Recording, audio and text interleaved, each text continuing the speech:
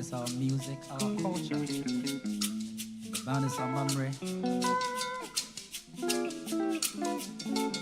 All the way from Cape Coast.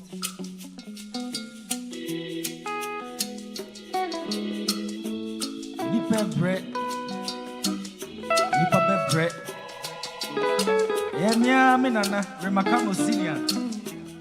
No kana sen. Amamre my crowd.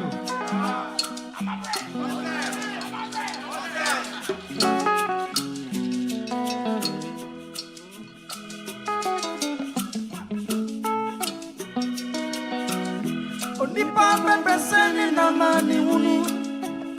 No danedia aka onya tiefo. Eya no dia kukudro aje ahu miegu biso. Dia chirese ewia sima yewe obema nenu medrenyo.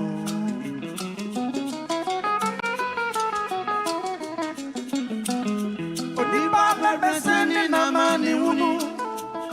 No danedia aka onya tiefo.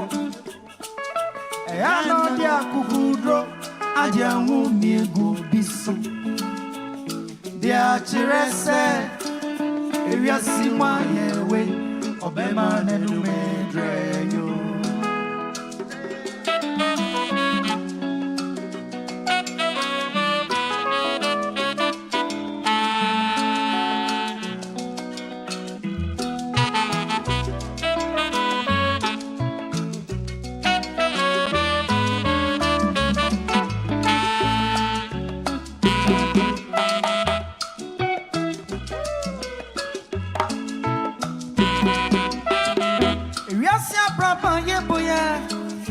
Obibe wa mani anopa.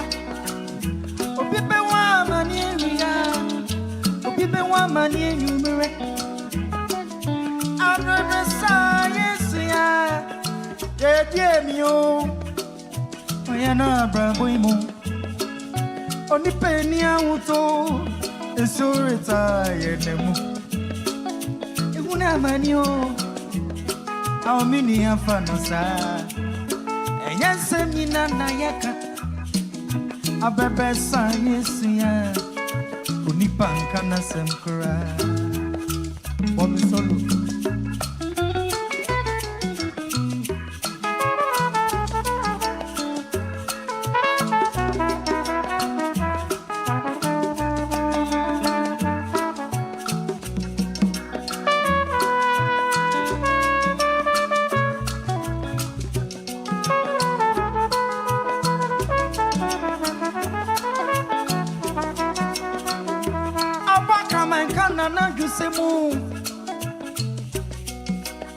Achichidiensu una wana mine abere mano yentira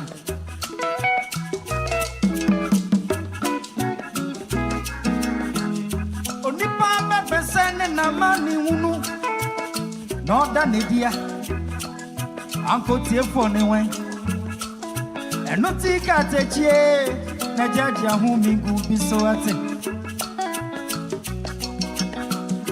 Eneti sadia wuti biarano mini Yasi Muhammad kao ya jamu bigu bisoate na bebe sa yesu ya na bebe sa yesu ya unipa nkana semkura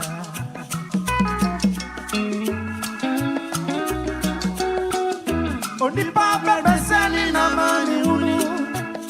No danedia aka onya tiefo. Eya no dia kukudro aje ahu miegu biso. Dia chirese ewia sima yewe obema nenu medre remakano ewia sima yewe obema nenu medre ewia sima yewe obema nenu medre erikuse ewia sima obema nenu medre na chipalago ewia sima yewe obema nenu medre Mr. Money ewia sima yewe Aji apofi yasimayeya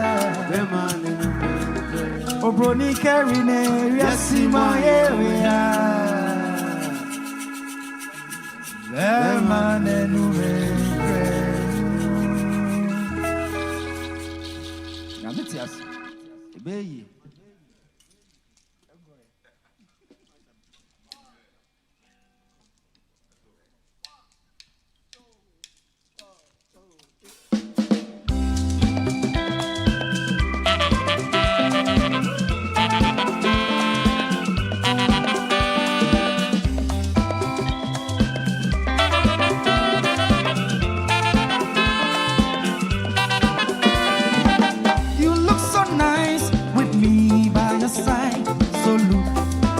Darling Lou, and what I mean is time will come. I find your sweet love. Yeah, I pray that time will come. Every man shall be free. Give me that peace of love, peace of love.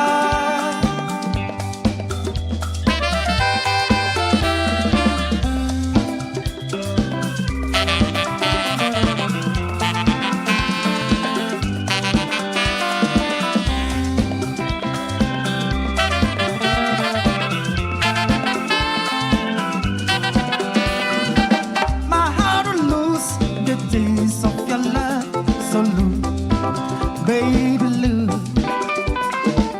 And what I mean is what you think your heart, my mind will never make it. Yeah. I pray that time will come. Every man shall be free. Gives me that peace of love. Peace of love.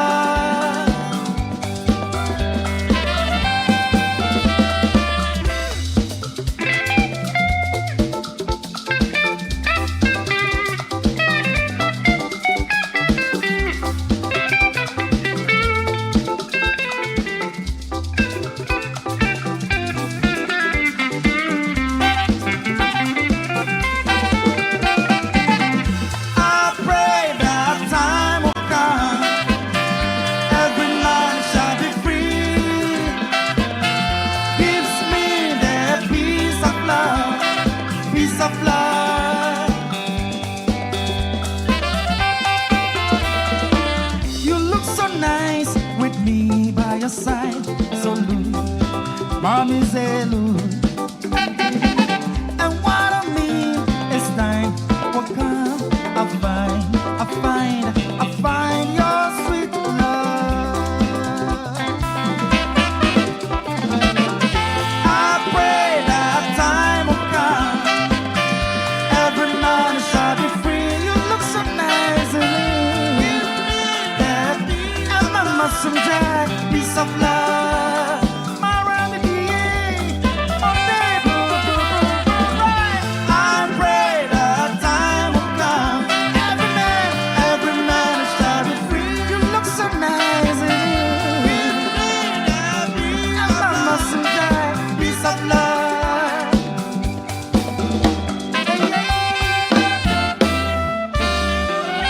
Thank you.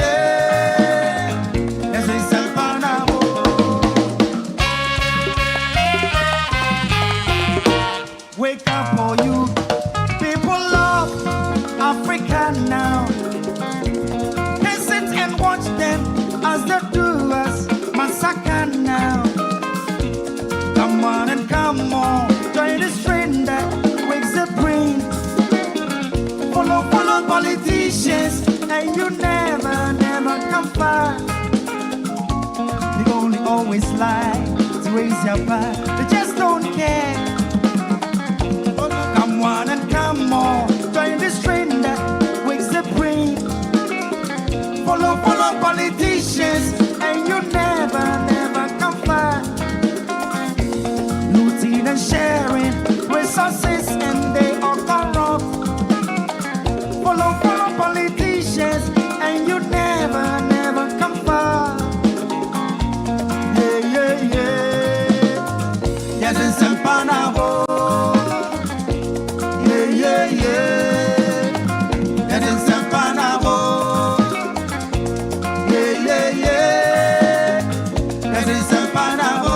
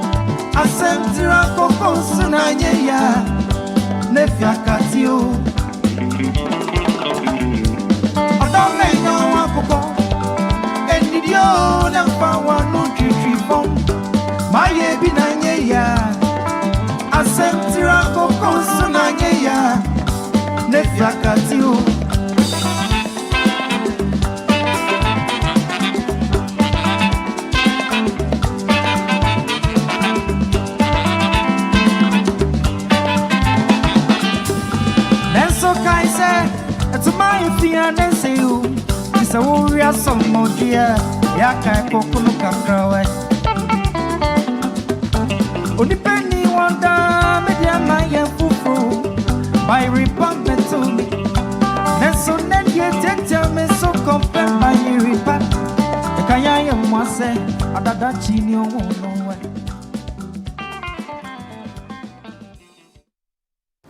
Amamrek treating us to some wonderful music of Ghanaian origin, indigenous Ghanaian music, and that's how we like it. That's how we like to start a Friday right here on Breakfast Daily. Good morning and welcome. Thank you so much for joining us. Please do your best to stay with us throughout the entire show as we have a lot in store for you. We're going to have some interesting conversations and, of course, bring you some insights, some information cutting across all sectors this morning. So please stay with the best breakfast show on television, Breakfast Daily here on Channel One TV. I am Nana Tufo Boateng.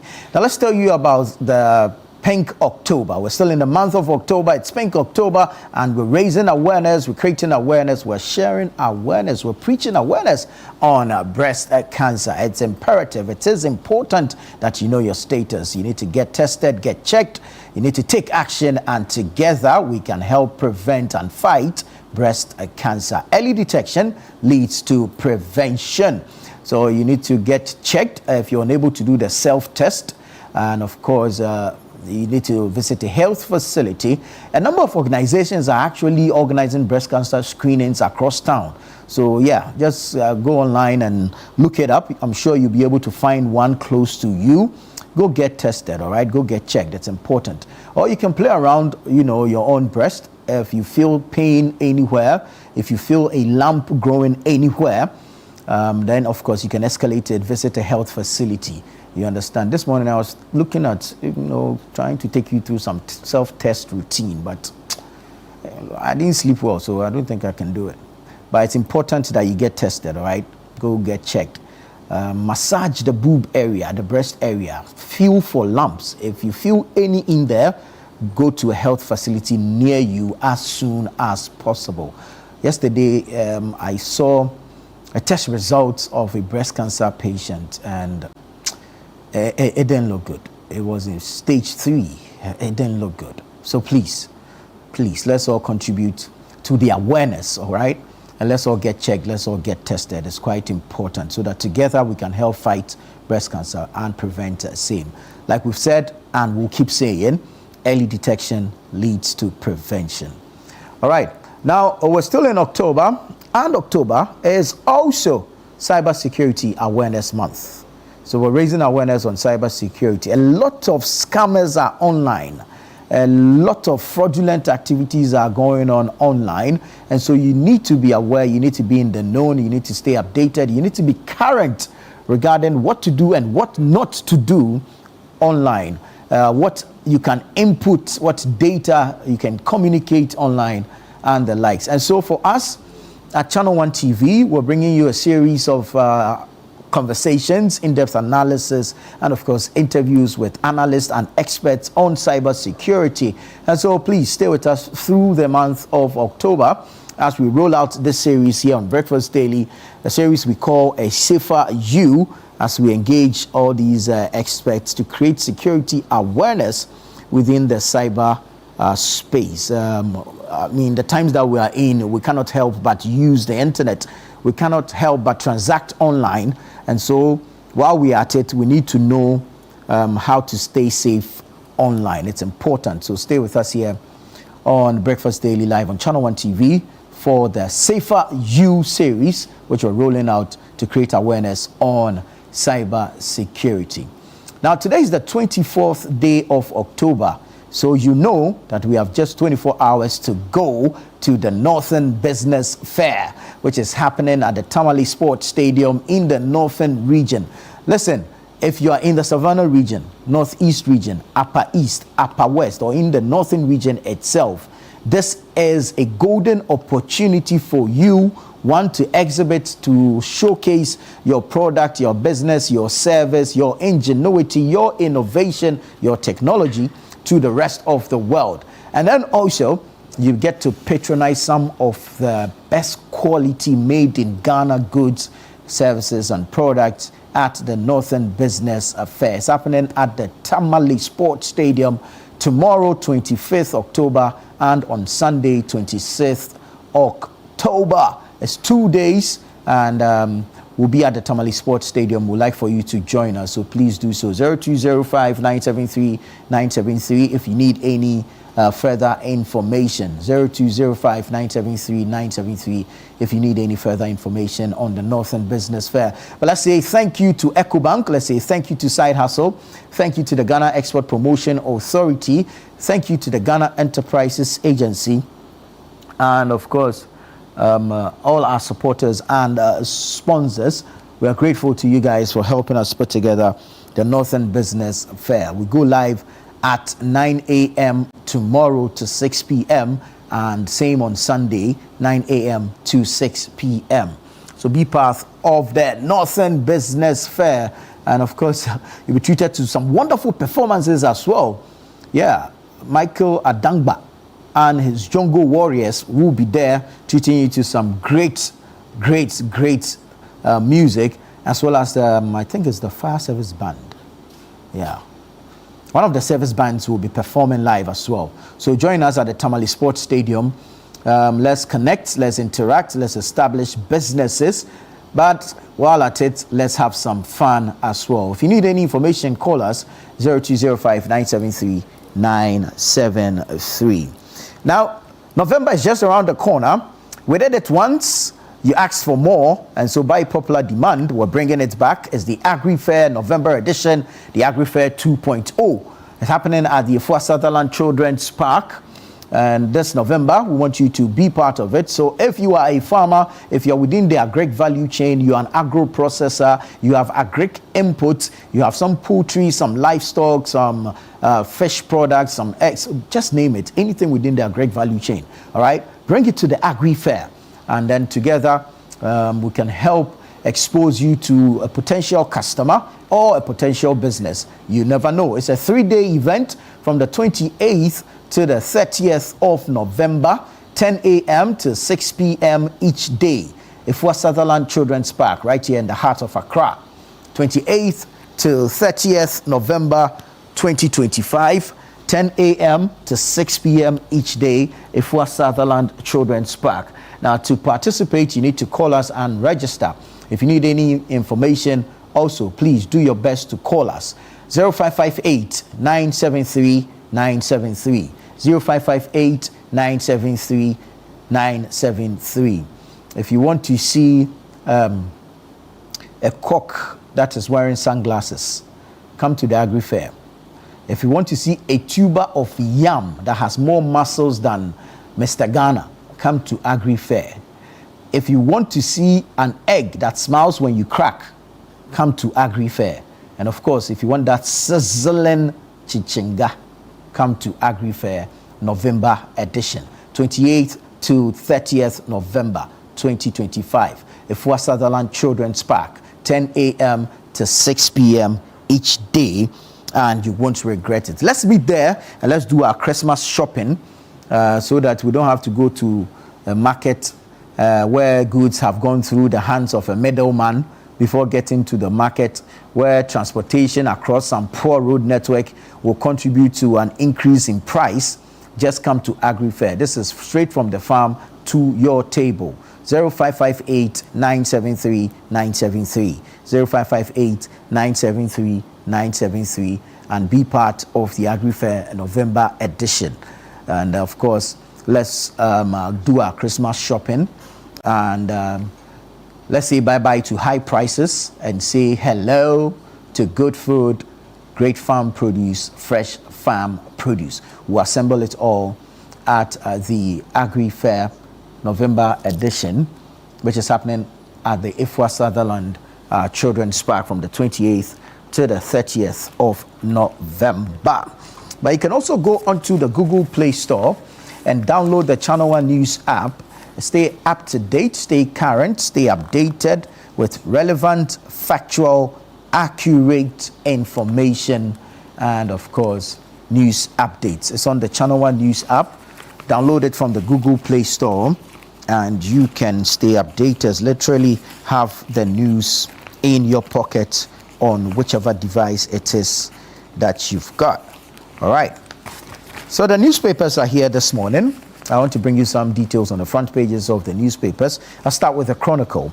Chronicle says, Atachia abandons clients in court. Atachia abandons clients in court.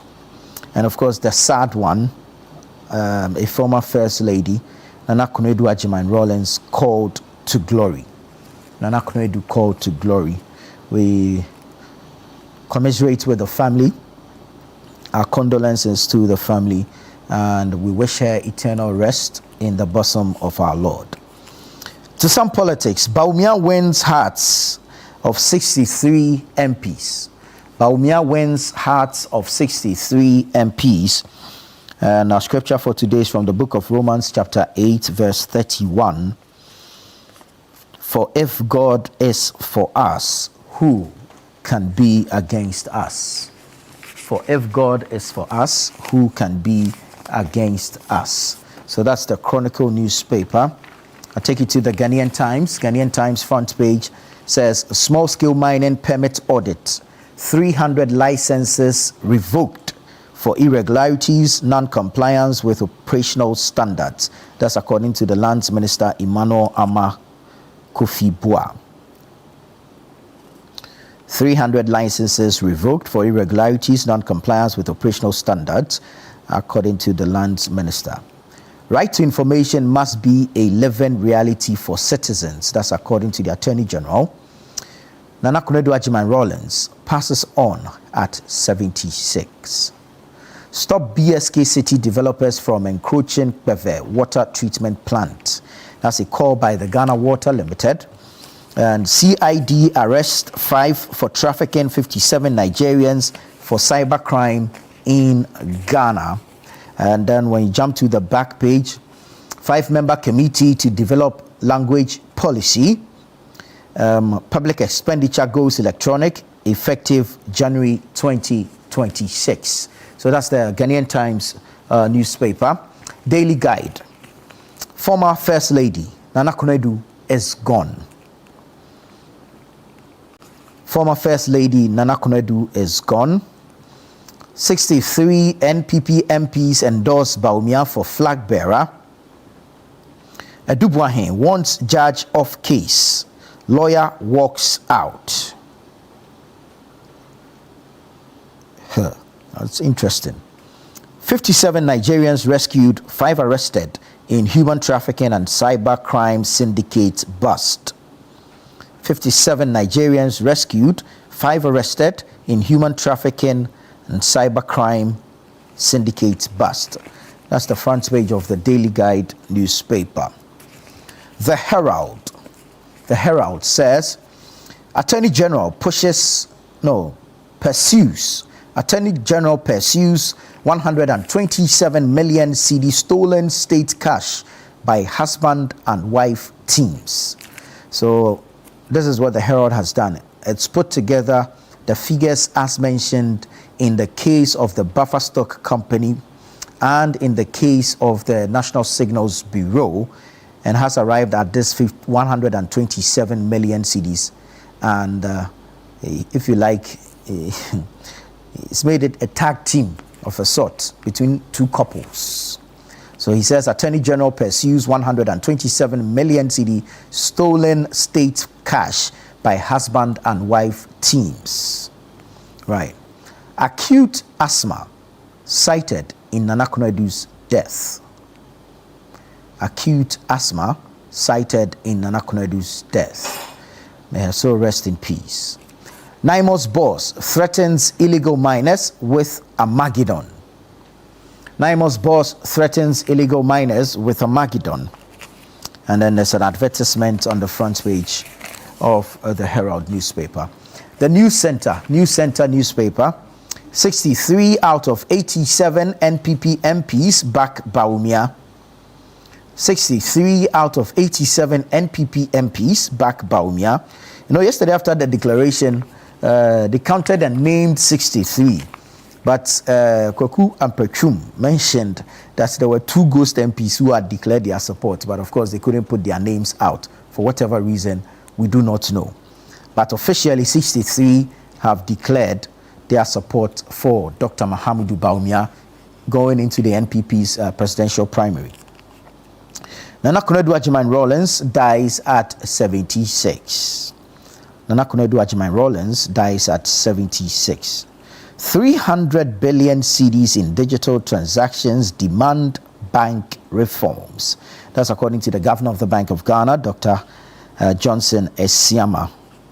And then you have transition to credit-driven economy to unlock financing opportunities for individuals and small businesses.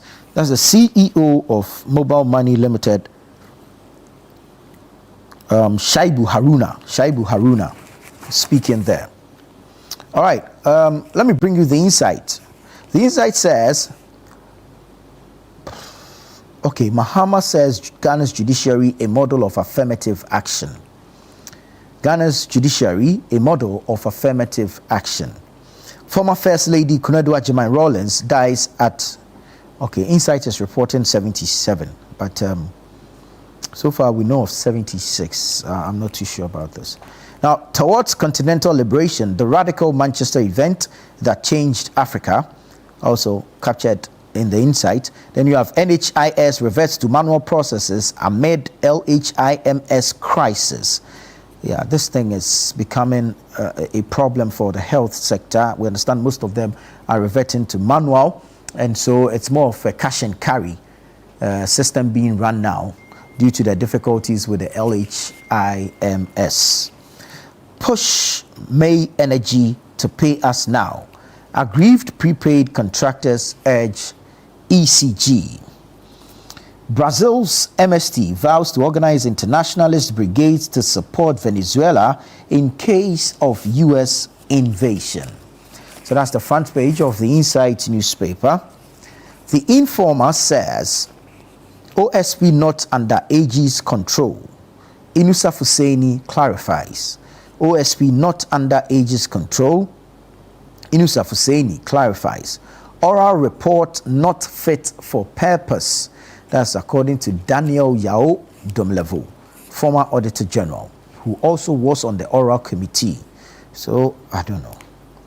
Anyway, sad. Nana Konadu passes on. Massive revolt hits NDC over unpopular directive to party lawyers. Massive revolt hits NDC over unpopular directive to party lawyers. Let's collaborate to resolve disputes, Interior Minister urges. So that's the Informer newspaper. And then I wrap it up with the Inquisitor. Inquisitor says, Inusa Fuseni educates public. OSP is crucial. Office provides deterrent against corruption. Inusa Fuseni educates public. OSP is crucial. Office provides deterrent against corruption.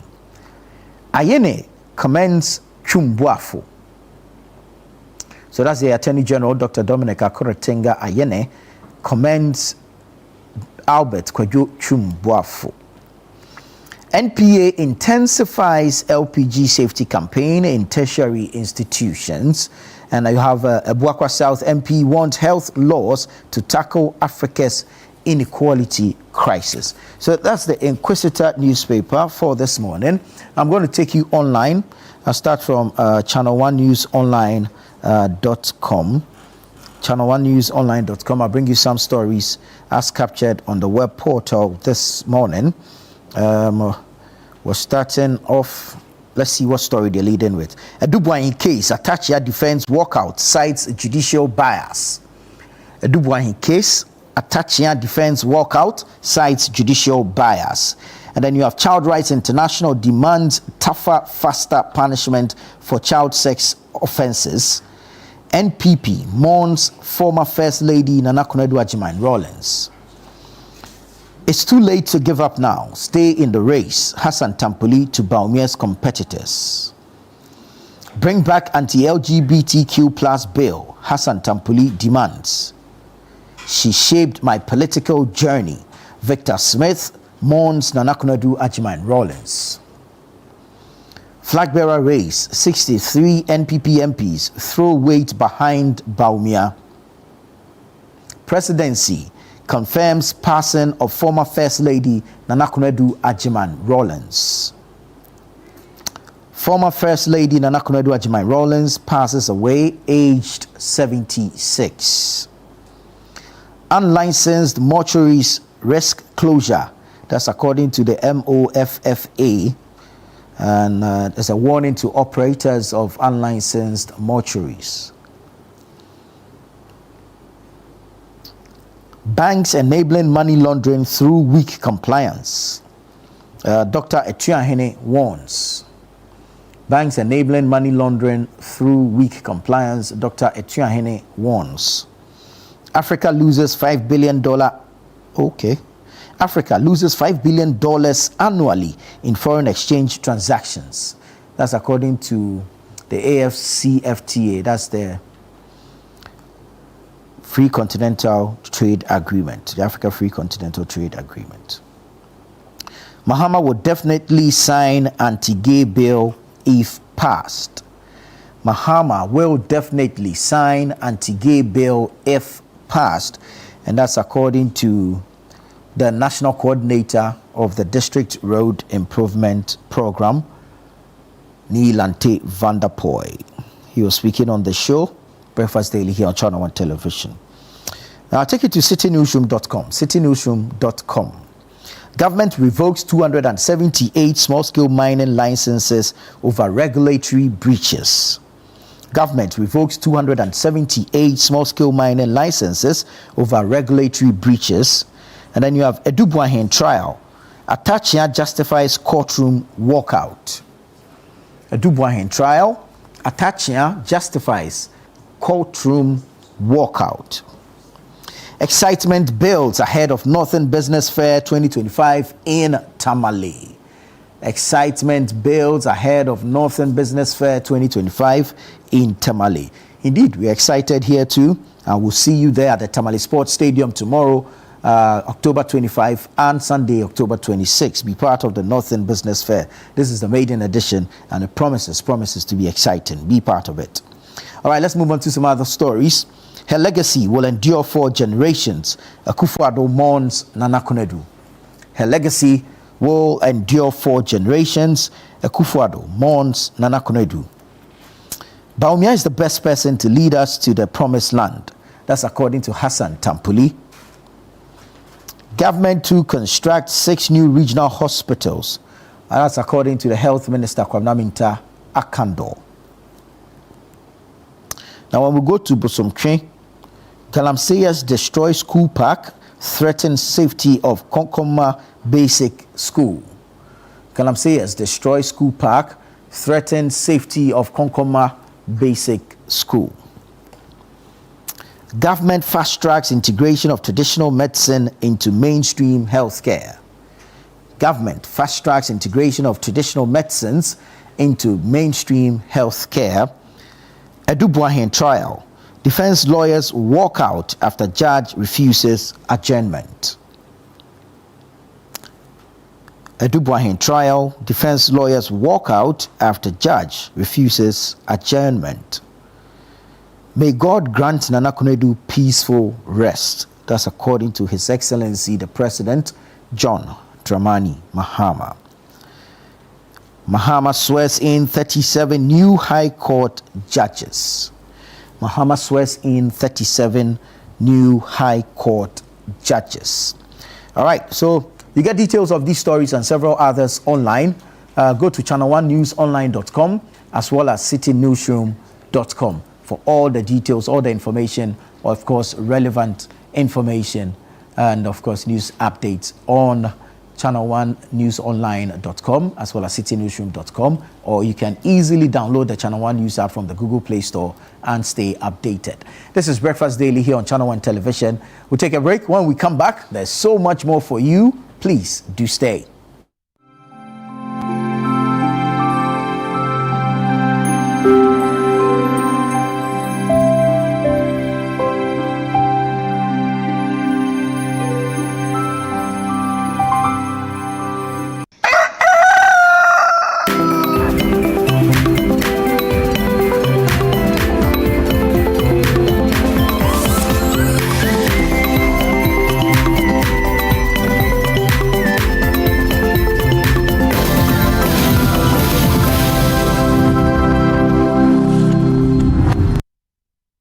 This October, Northern Ghana takes center stage. Get ready for the Northern Business Fair 2025, the ultimate one-stop shop for everything made in Ghana in the Savannah, Northern, Northeast, Upper East, and Upper West regions. From hand-woven smocks and intricate crafts to modern manufacturing, innovative packaging of made-in-Ghana products, and thriving homegrown businesses, it's a vibrant celebration of talent, innovation, and authenticity. Brought to you by Channel 1 TV and 97.3 CDFM, it's the biggest trade fair showcasing Kenyan SMEs, startups, research bodies, and indigenous brands making waves across the nation. It's happening on Saturday the 25th and Sunday the 26th of October 2025 at the Terminus Sports Stadium. The time is 9 a.m. to 6 p.m. daily. Want to exhibit? Call 0205-973-973 today and book your space. Don't just hear about it, see it, experience it, and live it. The Northern Business Fair, your market, your connections, your growth. The Northern Business Fair 2025 is powered by Channel 1 TV and 97.3 City FM and is proudly sponsored by Ecobank, Side Hustle, the Ghana Enterprises Agency, the Ghana Export Promotion Authority, and supported by Cackstone Records.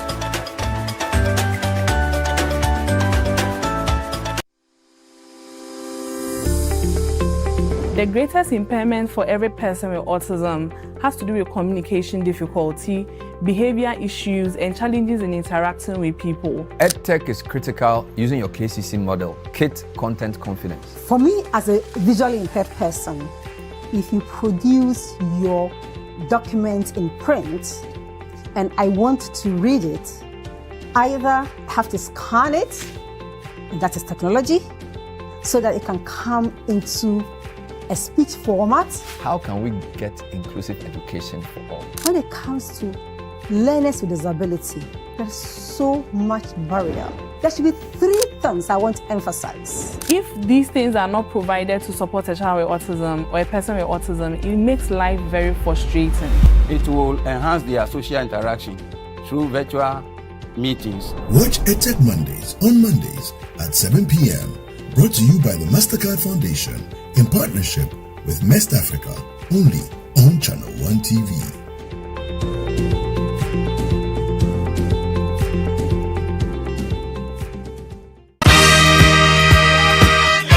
The alumni of Sweetroof Secondary School, SWESCO, invites you to the annual All-Year Group Awards and Dinner Dance. Relive the memories, reconnect with friends. The Old Swesconians Annual Year Group Awards and Dinner Dance is here. Join us on November 1st at 5 p.m. at the beautiful Channel 1 TV Gardens in Tesano. For just 500 Ghana cedis per head, enjoy an evening of dinner, music, and nostalgia. Don't miss the reunion of the year. The Old Swesconians Annual All-Year Group Awards and Dinner Dance is on the 1st of November 2025 at 5 p.m. at the Channel 1 TV Garden. Contact your year group or chapter president and get your tickets. Sepulchrum Optimus, always with the best.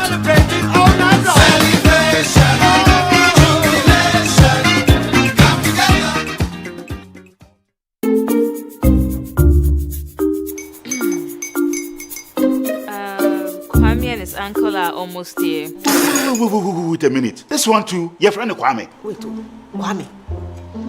As in the same Kwame again? Yes, mommy. I'm the second coming. Into all this tension just to reintroduce that broke boy from Kaswa. Why would you deceive the family like this again? Now I understand the whole delay. Troll from Kaswa. Why wouldn't he be late? Or be late? Of course.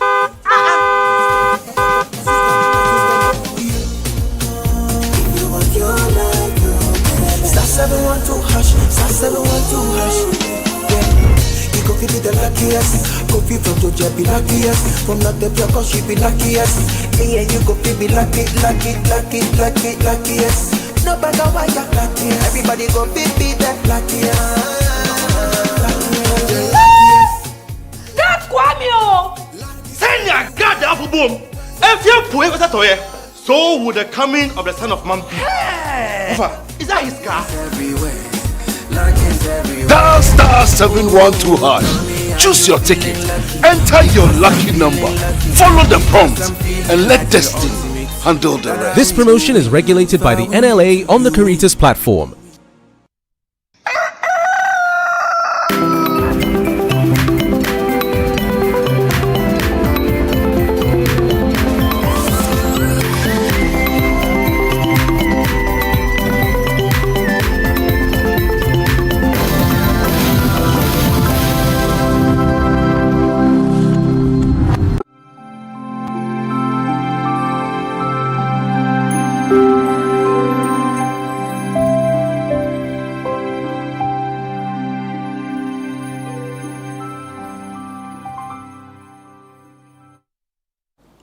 Hello again. Thank you so much for keeping faith with us. This is Channel One Television. The program is Breakfast Daily, and it's time to have an interesting conversation, one that you should be interested in, because you never know when you're going to need the assistance or the help of, one, the people we're going to speak to, and two, the subjects we're going to be discussing.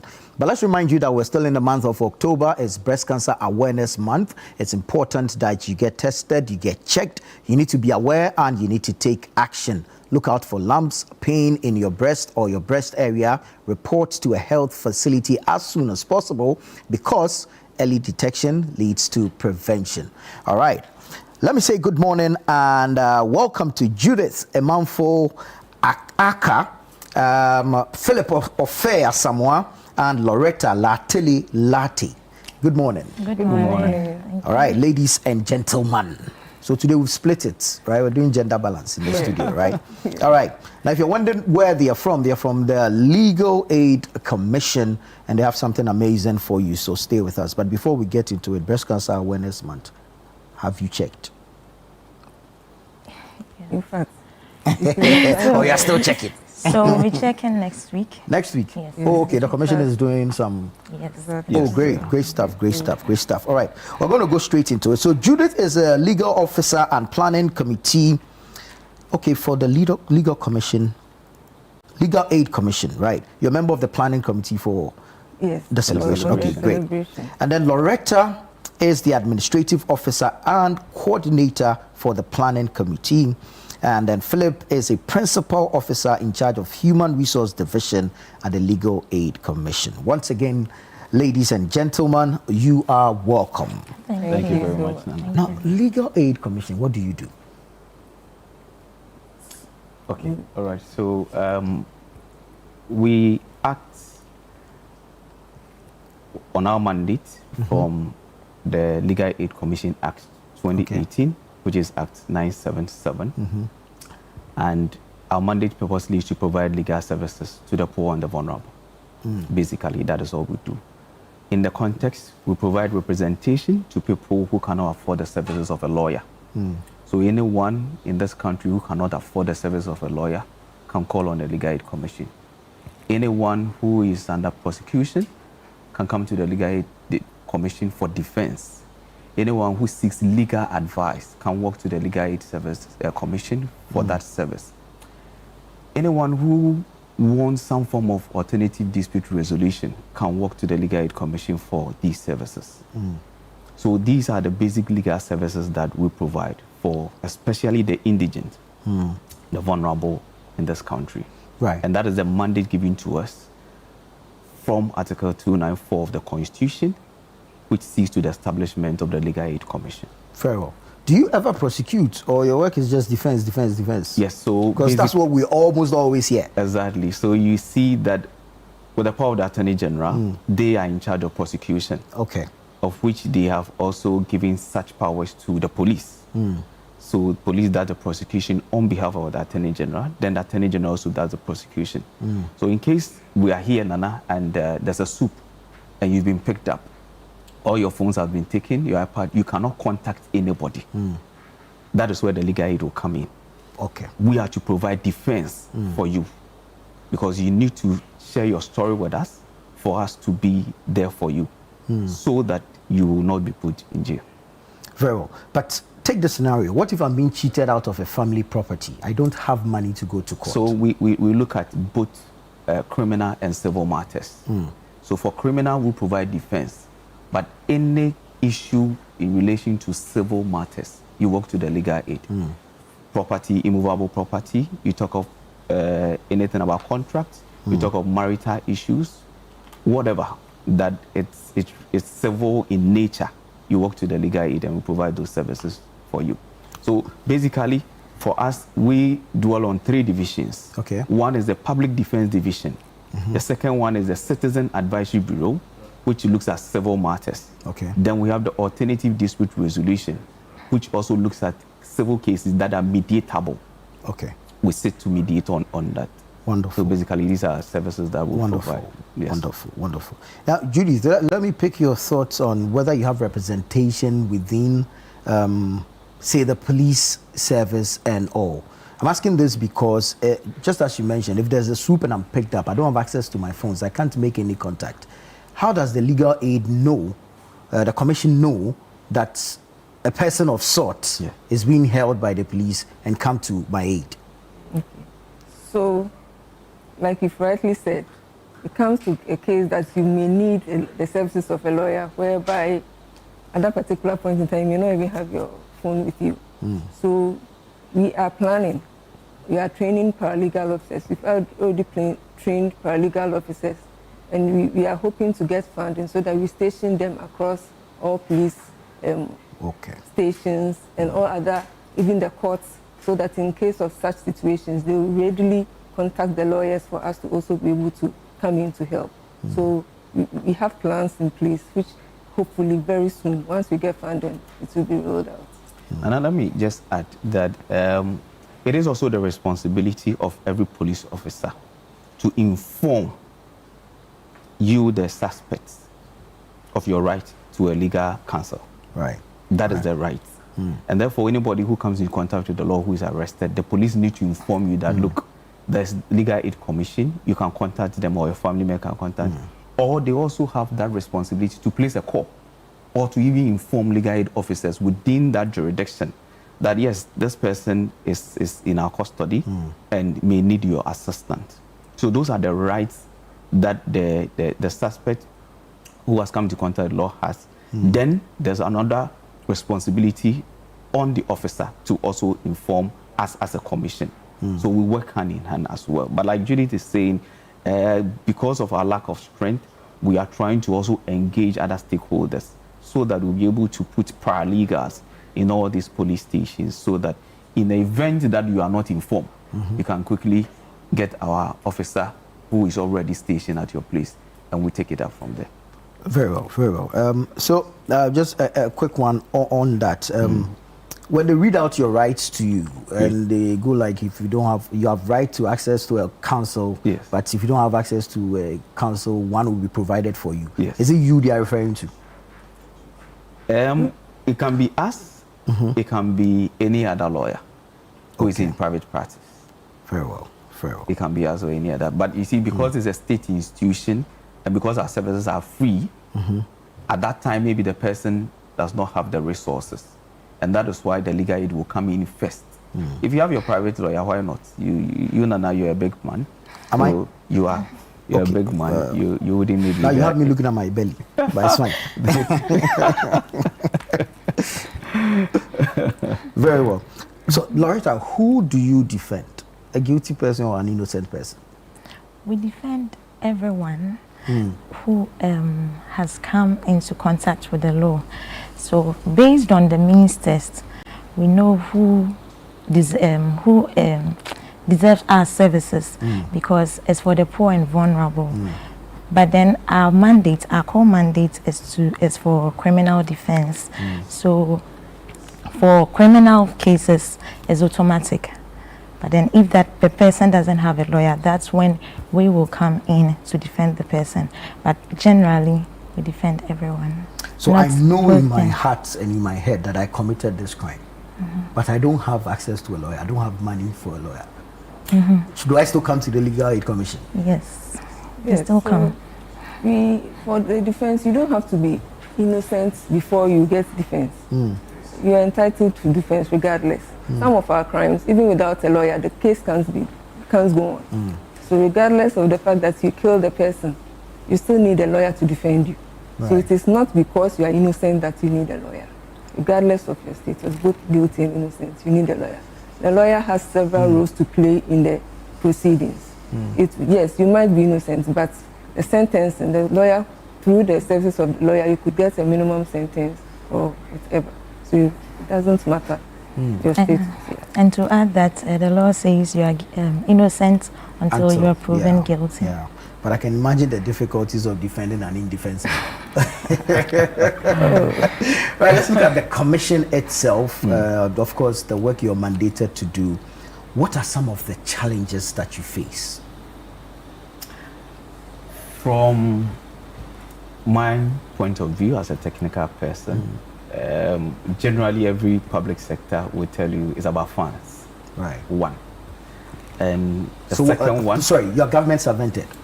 Yes, of course. I mean, it's like I say, it's established by an act of parliament.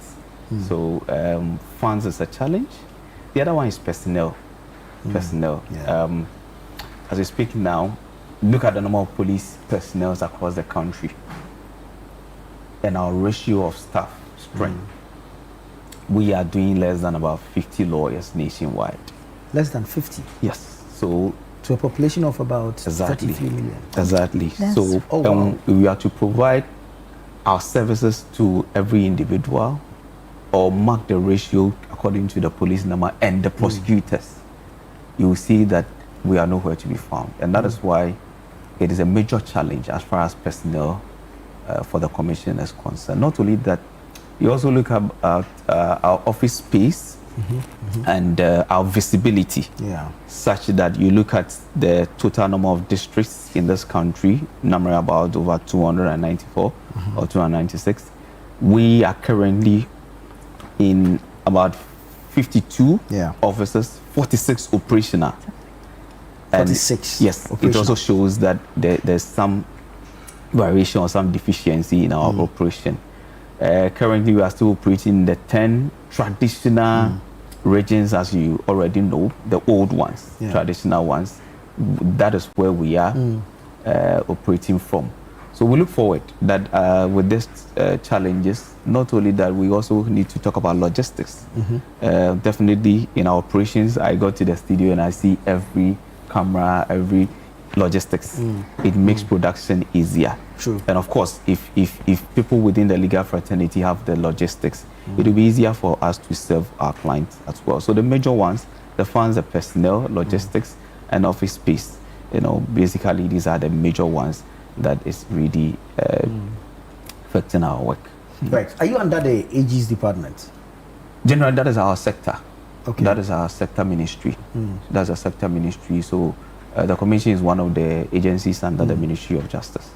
Right. So, I mean, with your the staff strength you mentioned is quite, if you like, I don't want to say disappointing, but it is. It is. That's the reality. It is what it is. I want to practicalize the situation so that people can really understand what it is or how much of a challenge it is for you. So, a day in the life of a legal aid officer, what is it like? What does it look like? So, because I'm looking at the entire country, less than 50 officers, and I can imagine the number of cases that pop up every single day. So run us through this, what it looks like to be an officer for the Legal Aid Commission. So this is the situation where every day you have a case being assigned to a lawyer. And as we speak now, even in some regions, like the Upper West region, we have only one legal aid officer there. The entire region? The entire region. So there's someone who is handling both civil and criminal. Cases. So he's handling everything in that region. Sometimes we get the support of volunteers, but that doesn't come in all the time. So in a month, a lawyer can have about 20 cases. You don't say. Yes. 20 cases. Those are the realities. And then it cuts across all sectors, both criminal and civil. You are called to the police, you have to stop whatever you are doing. The clients are waiting for advice because you need to give legal advice. You also have court proceedings to work on because you have to be cross-examining somebody the next day. So much work to be done. It's daunting. Very overwhelming as well. Yes, so like Loretta did mention, thankfully sometimes we have some people from the law school who will come in the interim and support. Not only that, let's also acknowledge the Ghana Bar Association too as well. They also support the Legal Aid Commission by providing personnel who will also partake in pro bono services. Okay. So what normally happens is that in every region, the association is there and they support us. So we assign some of the cases to the private lawyers within the region to also support us. So at least we get a helping hand some way, somehow. But of course, it's woefully still inadequate because if I'm an officer in there, I can take more cases. But outside that, for instance, you also have your job you are doing. I can't give you a lot of cases for you to handle. But if you have permanent staff in there, then you know that they have a responsibility to perform. And for the private lawyer, I mean, he can only attend to yours as at when they are available. Exactly. That is the only challenge. But we are all striving, they are doing their work. We can only get personnel when we get what we call financial clearance. Yes, because the Ministry of Finance need to give you that clearance for you to recruit. So why are you guys still doing this job? Or is it passionate or what? This challenge is too much. About 20 cases a day. I can't even see one to its conclusion. And we know how long cases can drag. Exactly. So why you still doing? You go and find some engineering or something and make money. If Nana, you walk into our office and I ask you to listen to a client now or an applicant now, your godly thing will come. The compassion will come. You want to help. Because day in, day out, people are working in seeking for assistance. And you can't leave them. There's no way you can leave a client who has worked to you in desperation. You need to support that person. So first of all, apart from normally what we say for God and country, of course, there's a passion and there's some commitment that we also hold to also perform our roles. And that is why all of us are still with the commission. Do you have any... Judy wanted to... Oh, sure. To add to that, justice is not only for the rich, for the privileged. True. So that is how come you also have to be there to be on the side of the poor, to also get justice. I like that. Do you have any, or have you done any study into your clientele or the kinds of people that apply for your services? And do you have any, if you like, how do I put it? Have you segregated these people to know the demographics in there? Okay, say between 15 and 20 years, we have most of them facing criminal charges. Between 25, 30 years, so and so. Then there's the gender demographics as well. So I just want to have an idea of what it looks like, your clientele, what it looks like. Great. So for criminal, you have a lot of the male. Okay.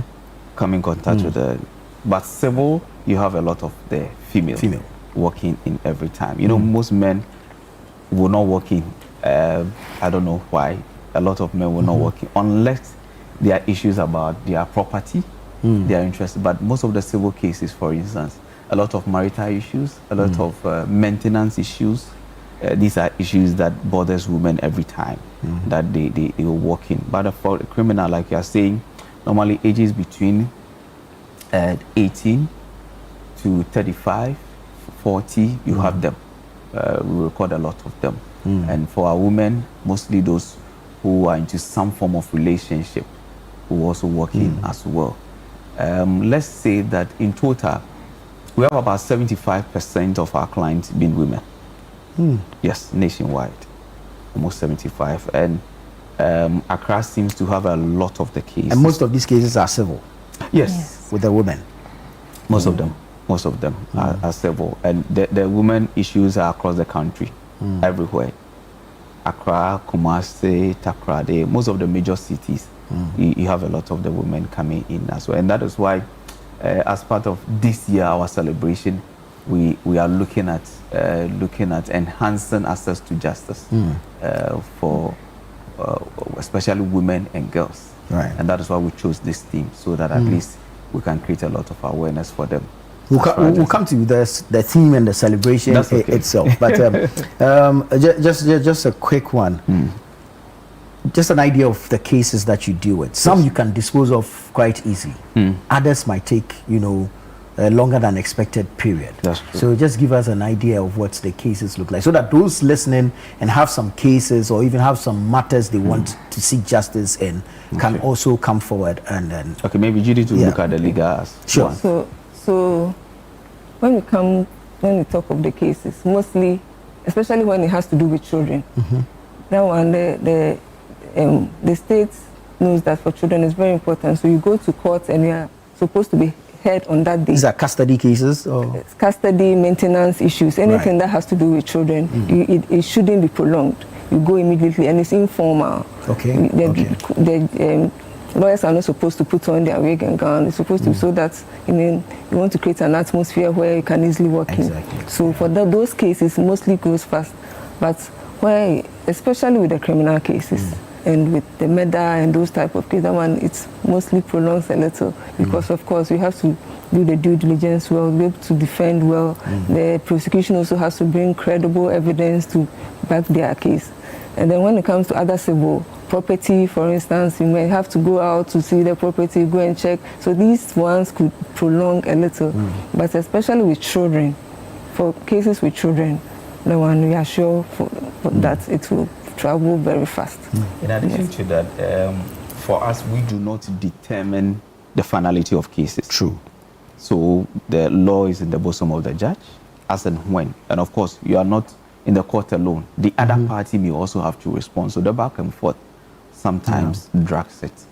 The other aspect, like I did mention, is that we also look at some mediatable cases.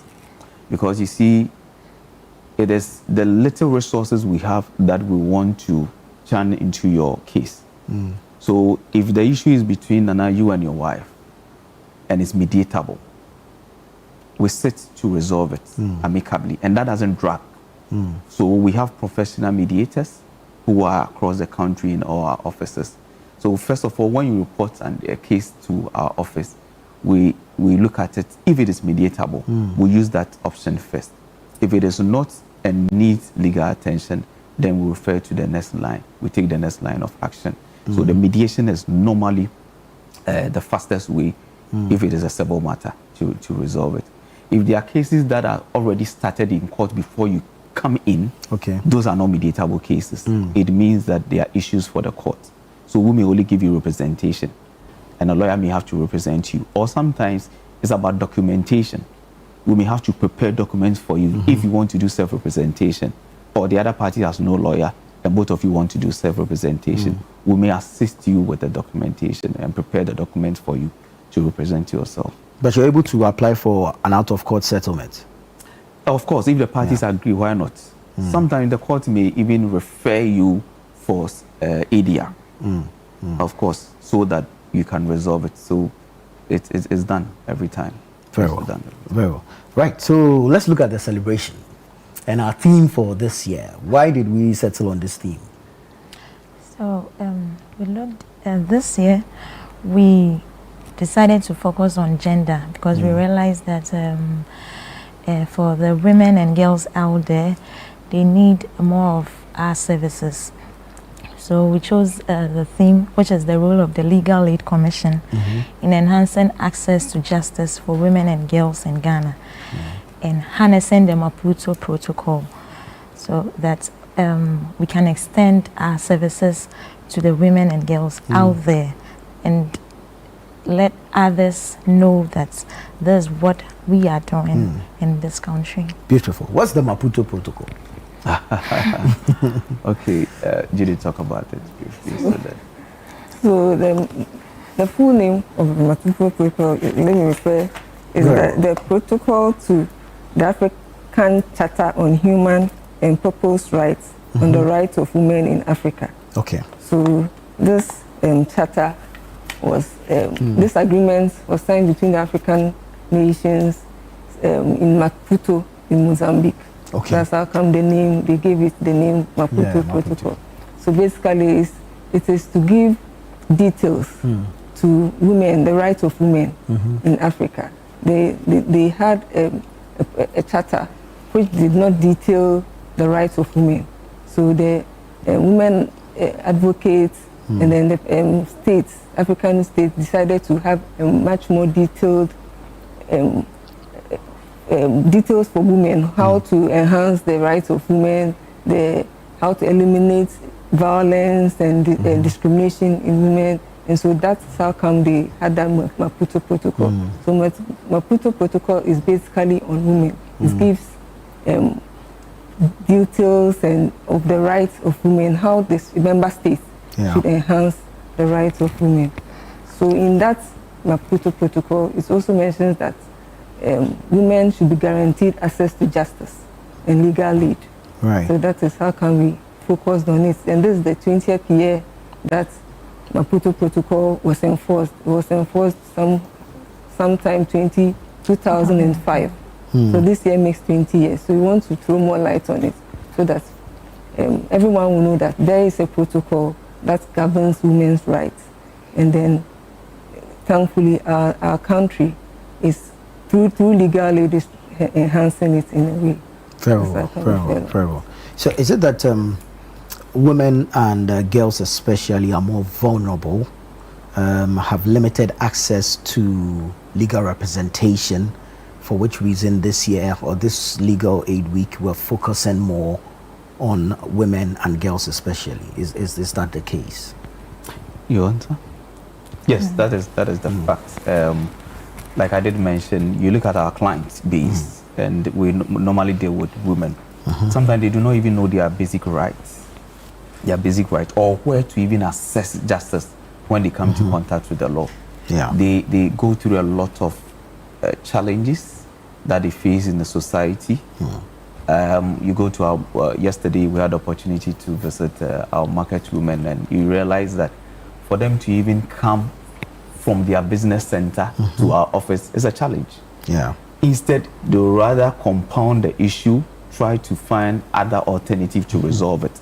Meanwhile, some issues need legal assistance, but they wouldn't walk to such an office.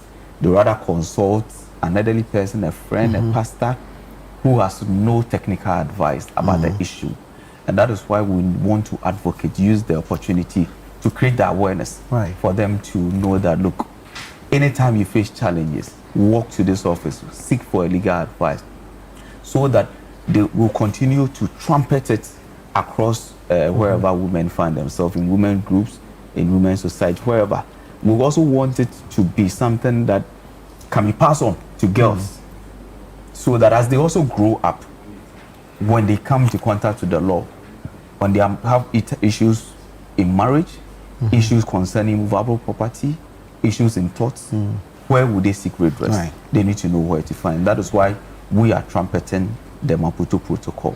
The onus lies on us as a commission, because the protocol indicates that provide legal aid to girls and women.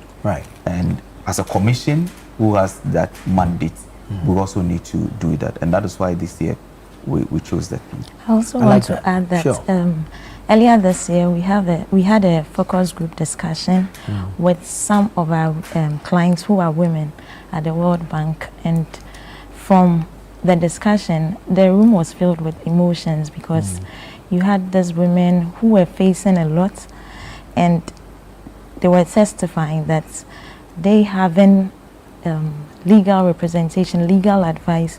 That was how they got saved, because they would have died in the situations that they found themselves in. So this year, that's why the more reason why we focused on the women and girls. Beautiful. So now we know the theme for the celebration, the role of the Legal Aid Commission in enhancing access to justice for women and girls in Ghana, harnessing the Maputo Protocol. We're going to go into the activities, right? But you keep mentioning that if they have this issue or that issue, they should walk to your office. So I need to know how visible you are. Oh, very well. Simple. It's interesting. We have positioned ourselves strategically, so that it will be easier for anyone to walk to us. In all regions, when you go to every region, mostly we are in the courts. The commission finds itself in the courts. So that's the first point of location. In the 46 district offices that I spoke about, we are in the assemblies. So in a district assembly, you walk in, you ask for legal aid. you can find us. So that is the easiest way to look for us. If any region you work in, just walk to any of the courts and ask of legal aid. Our presence is there. We have an office location there. So that is the 10 traditional regions, the 46 district offices. So if we share with you, you will see that in all the assemblies we find ourselves there. In Accra, for instance, where we sit, Shao Sudoku, which is the Dodowa, you find us in the assembly. Wager Bawi, you find us in the Wager assembly. Adan, you find us over there. Amasaman at the assembly. Right. So these are the district offices that we have. Then at the regional office, at the court complex, the law house, we are also there. Wonderful. Yes. Wonderful. I promise we'll go into the activities, and we will. Sure. But I mean, what organizations or agencies do you work with? Because it's important that people know of you and know the services that you provide. I'm sure even one of the activities will be awareness creation of the existence of the commission. So what agencies do you work with? NCCE, CSOs? Just tell us about that briefly. Beautiful. So we work with everyone. Okay. That's broad. Yes. We work with everyone. So as far as your vision, you share your vision with us, and it's in conformity with our mandate. Right. We work with you. So there are a lot of CSOs that are into justice delivery. Right. They work to us. We collaborate with them, and we look at your itinerary. If it conforms with our mandate, why not? We work with you. A lot of the faith-based organization, definitely not all issues are spiritual. You may need our assistance. We may come to you, some form of advocacy, we may speak to it about it. So we work with everyone. We even work with you, the media space, because we cannot do without you. This morning you are giving us opportunity to trumpet our service to the country. And of course, that is why I'm saying that anyone will work with everyone. Not only that, there are also international partners that also align with our mandate. So you look at, for instance, if you look at Sustainable Development Goal 16, we talk about peace, we talk about justice. You see that we fall into SDG 16. And that is where, as we are providing justice to the people, we want to collaborate with the UN agencies so that we provide justice to the people. Very well. And basically, they have also been helpful over the years. You kindly permit me to mention the UNDP, the UNICEF look at children, so they look at it. UNDP help us with logistics, capacity building. The American Embassy, for instance, also supports us with capacity building, logistics. And this year, we are glad to have on board GIZ from the Germans, to also support us in our celebration. Very well. Let's go into the activities real quick, and then tell us the major one, give us the highlights, and then we'll take final words. Very well. Right, so who's going to take us through the activities? Loretta. So we begin our activities with the first day, which is Monday, 27th of October, with the official launch of the week celebration. And at the Kempinski Hotel, we have the special guest of honor to be the Vice President of the Republic of Ghana. And on the same day, we are going to have a panel discussion on enhancing access to justice for women and girls in Ghana. So we have various stakeholders invited, statesmen, CSOs, and some clients. That will be for our first day. And on the second day, which will be on Wednesday, we have a legal fair at the Law House. At the forecourt of the Law House, we have various exhibitors coming in. We've invited the student body at the various faculties. Right. And then we have law firms. We've invited law firms and CSOs too. So there will be a legal fair. And as part of our legal fair, I earlier mentioned that we are going to have our breast cancer screening next week. So there will be a special booth dedicated for that. And then other health check. Right. And then on the third day, we are going to have our our school outreach. So in all the regions, we have selected senior high schools. In Accra, we are going to the Accra High School for our school outreach. Yes, we are going to educate them on their rights and responsibilities, and they have a justice club. So we'll just work with that justice club to see how best they can know their rights and responsibilities. And then on the Friday, we have our legal clinic, our legal street outreach and clinic. So we'll be converging at the Accra Mall through the principal streets of Accra to the Medina markets, where we'll be centered to offer our services. So basically, we are moving what we do in the office to the markets, women, where we have our main focus group. Right. Yes, and then on the Saturday, we have our health walk from Ayi Mensa to the Ibri Mountains. Right, right. And then to finalize everything, we have our Thanksgiving service. That's on Sunday. That's on Sunday. Very well, very well. I'll take final words from you, Judith. Yes, Nana, before that, we, especially those within the Medina municipality, on Friday, today's week, we want to position ourselves very well and listen to the case. So we are moving all our operations to Medina, the Medina market. And that is where all the lawyers will be present, all the legal officers will be present. We are stationing ourselves from 8 to 5. So anyone within that municipality who had issues, legal issues, that need the services of a lawyer, the services are free. So just walk in and patronize our service. Across the country, there are other legal clinics that will be held to as well. So we ask the populace to pay attention to any form of legal clinics that the commission is organizing. Walk in and look, you have the best of services to as well. We are providing a tent for Channel 1 and City FM on Wednesday for the fair. Okay. We are providing one canopy, one tent for you to come and position yourself as well and talk to the people about your services. Very well. We're grateful. That's We're one pro bono for compassion. We're grateful. We're grateful. Judith, final words and then we can wrap it up. So what you've already come to say, you came to trumpet our legal aid week. Yeah. So we are asking that everyone should tell a friend that this is happening in Ghana this week. Yeah. That they should come and patronize our services. Everywhere they find us this week, they should know that we are just trumpeting the Maputo Protocol. So they should come on board. Very well. Thank you so much, Judith, Philip, and Loretta from the Legal Aid Commission. Big one is on Monday, Movenpick. You need to be there. The Vice President will be there. Kempinski. Why did I say? Gold Coast Hotel. Kempinski Gold Coast Hotel. All right, be there. All right, and of course, you have access to a lot of legal information. The help you've been looking for is finally here, and it is with the Legal Aid Commission. Look out for the clinics as well, but as well as you're seeking justice, you should be mindful of your health, and so be part of the health walk as well. All right, let's have a great Legal Aid week, and we'll see all of you. This is Breakfast Daily. Stay with us. We'll be right back.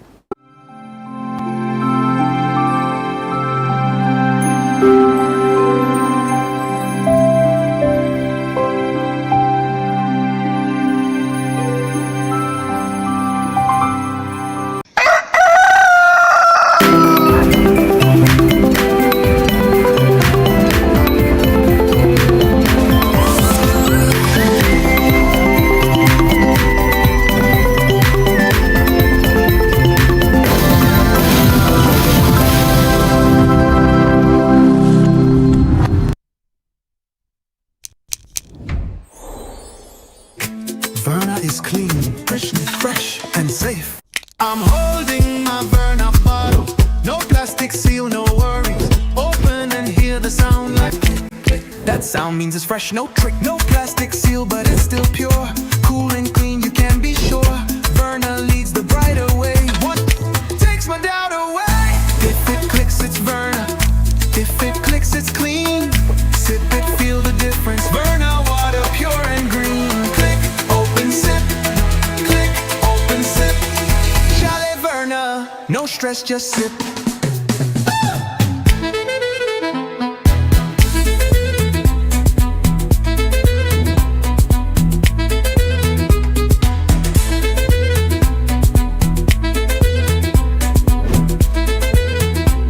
Chalet Verna, no stress, just sip. This advert is FDA approved.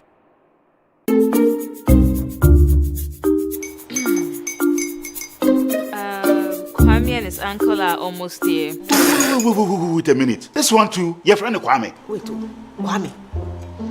As in the same Kwame again? Yes, mommy. I'm the second coming. Into all this tension just to reintroduce that broke boy from Kaswa. Why would you deceive the family like this again? Now I understand the whole delay. Trotro from Kaswa. Why wouldn't he be late? Or be late? Of course.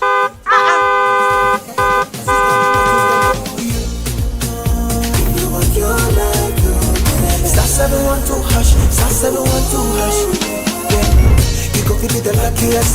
Coffee from Georgia be luckiest. From Natepia, cause she be luckiest. Yeah, you go be luckiest. No matter why you're luckiest. Everybody go be the luckiest. That's Kwame! Senya God the apple boom. If you put it at all, so would the coming of the Son of Man be. Is that his car? Dial star 712 hash. Choose your ticket. Enter your lucky number. Follow the prompt and let destiny handle the rest. This promotion is regulated by the NLA on the Caritas platform. This November, something amazing is coming to Accra. Are you a farmer with fresh produce? Are you into fish farming, poultry or livestock? Then get ready for the November edition of the AgriFair 2025. Yes, AgriFair 2025. It's happening on Friday the 28th to Sunday the 30th of November. It's happening at the A4 Southern Children's Park and it's 10 a.m. to 6 p.m. each day. It's the ultimate weekend marketplace. From fruits and vegetables to poultry, livestock and fish to agri-inputs and processing machinery. All at unbeatable farm gate prices. Whether you're selling or buying, this is your chance to connect, trade and grow. Enjoy the freshest farm produce, sizzling kebabs, and a vibrant marketplace atmosphere all in one space. Register now and secure your spot. Call 0558-973-973 for more information. AgriFair 2025, where culture meets innovation.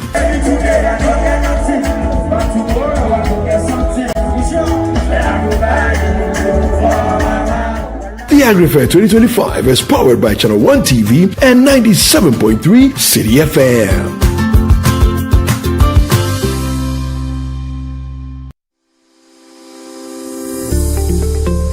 Technology has helped various caregivers and professionals in the circles of autism to enhance their skills. It will enhance their social interaction through virtual meetings. The cost of the equipment needs to be made affordable, cheaper, so that people could use it and access it. A lot of people can use, we are able to use short code, which is that once you have average network to even send SMS, it is able to answer certain questions. People at the rural end should not be left out, because that would actually reduce this rural urban migration. Welcome to EdTech Monday. This is a platform for education technology discussions, and we have a focus on policymakers, entrepreneurs, and educational ecosystem. EdTech Monday is a platform created by the MasterCard Foundation in partnership with Mest Africa to bring EdTech entrepreneurs, policy stakeholders, and government together to deliberate on important issues within EdTech. Watch EdTech Mondays on Mondays at 7 p.m. Brought to you by the MasterCard Foundation in partnership with Mest Africa, only on Channel 1 TV.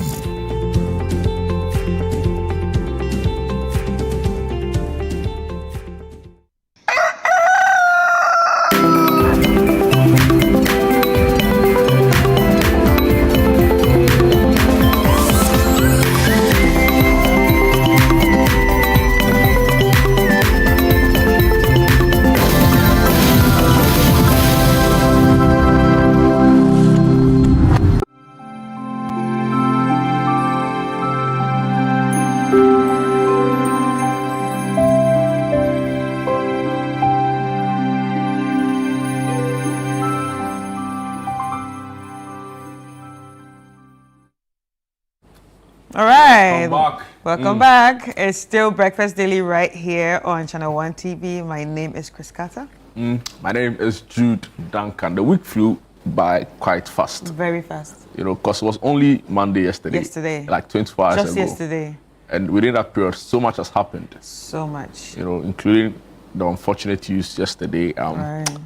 I'm sure it must have hit you because you've done like quite some work in the feminist space, right? Yes. And it actually hit me, and I don't know. But she's an inspiration. Yeah. She's an inspiration. I mean, we will come and go, but at the end of the day, I think what matters is that you should leave impact. There should be some sort of impact that you're leaving before you go, and also get to inspire a lot of people. Yeah. You know, I listened to Market Women at the 31st December market. You know, she set up, you know, as part of her whole drive on women empowerment, inclusion, you know, advancing the cause of women, economic empowerment for women. Right. You know, you get the sense that she really understood what it meant to work in the space. You know, it wasn't necessarily for political gains, right? But rather to see, you know, coming off a new dispensation in terms of our Fourth Republic, you know, it was a man's world. Pretty much everything had to, you know, so it's refreshing that people like her, you know, believed in the cause, they stood for it. It's evidence in the work that she left behind, and, you know, we wish the family, you know, all of the strength they can, you know, gather during these really difficult times. But Chris, it's still Cybersecurity Awareness Month. Yes, it's still Cybersecurity Awareness Month, and obviously we are still rolling out tips on how to protect yourself on the cyberspace. But today we are going to be looking at another tip, and it's all about online banking and online shopping. Let's check out this video, and when we come back, we have a little discussion about it and continue the show.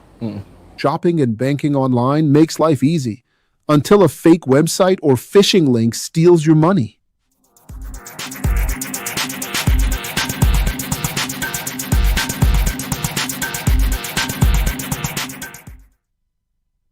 Welcome to A Safer You, your guide to safer digital living, brought to you by Digital Unbounded and Channel One TV.